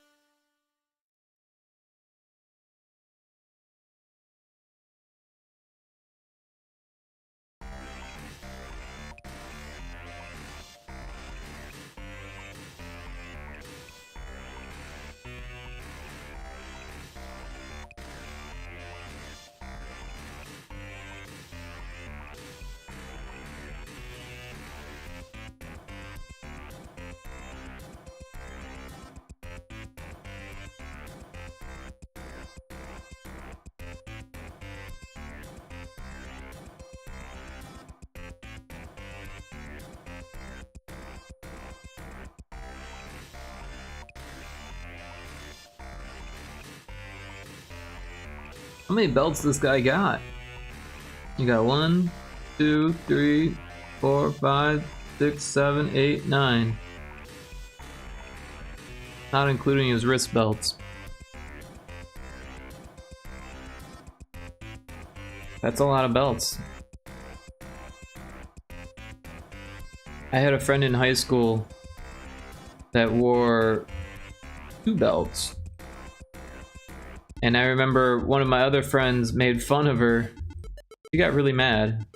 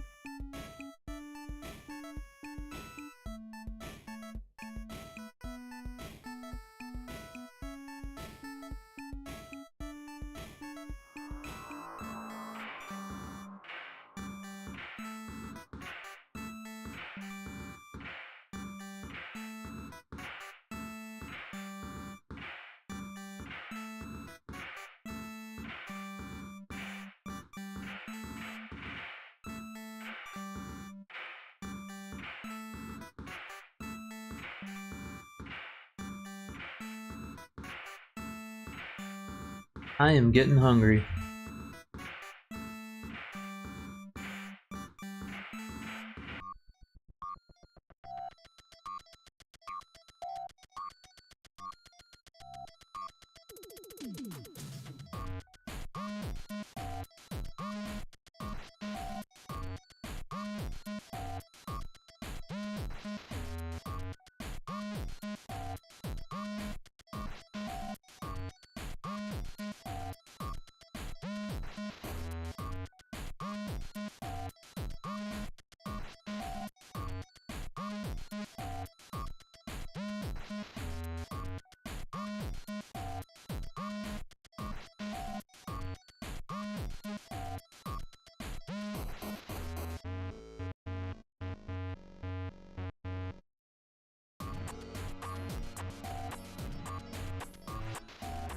Turned out pretty good though.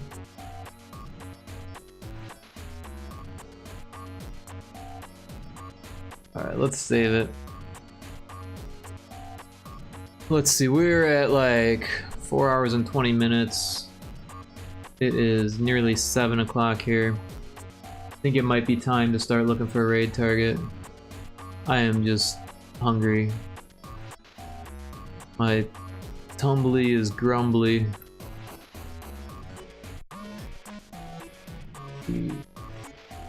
Theo's up. Whelm is up. Puke 7. Ari Boobs. Awesome.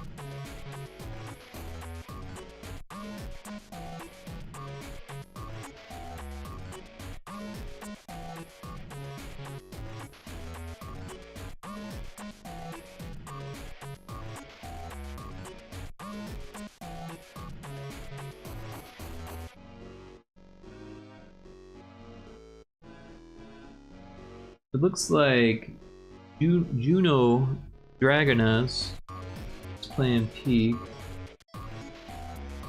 That might be fun. Great.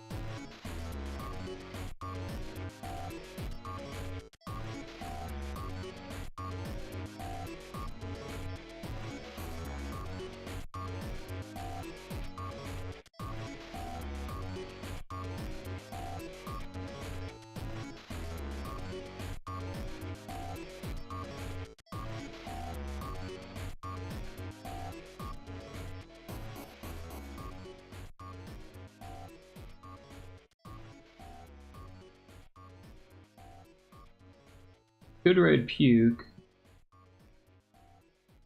but we raid Puke quite frequently, and we haven't raided Juno yet.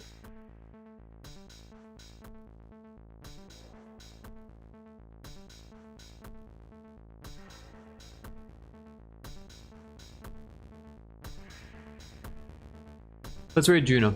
Alright. Let's do this.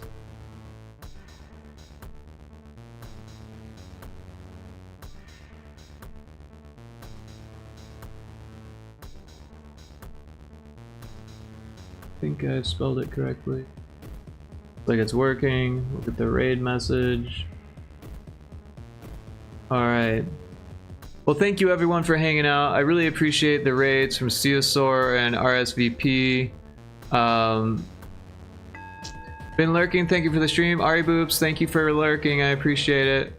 We're gonna raid Juno Dragoness, who I was introduced to from you, so thank you for that. And looks like they're playing Peaks, so that should be lots of fun. But yeah, thank you for lurking the whole time. I appreciate that. And you're welcome for the stream. Also, thanks Cosmo for hanging out. Lot Lizard for hanging out. Lots of cool people have been chilling. So thank you for that. Very much appreciate it. Always nice to have someone to chat with while we work. Bye. Yep. See you later, Ari Boobs. Hope you have a fun stream. I see that you're streaming. Hope that it's lots of fun. And I'll be lurking in your stream as well. So Yep. Anyways, we're ready to go. I better grab my raid message. See you on the other side, people. Bye-bye.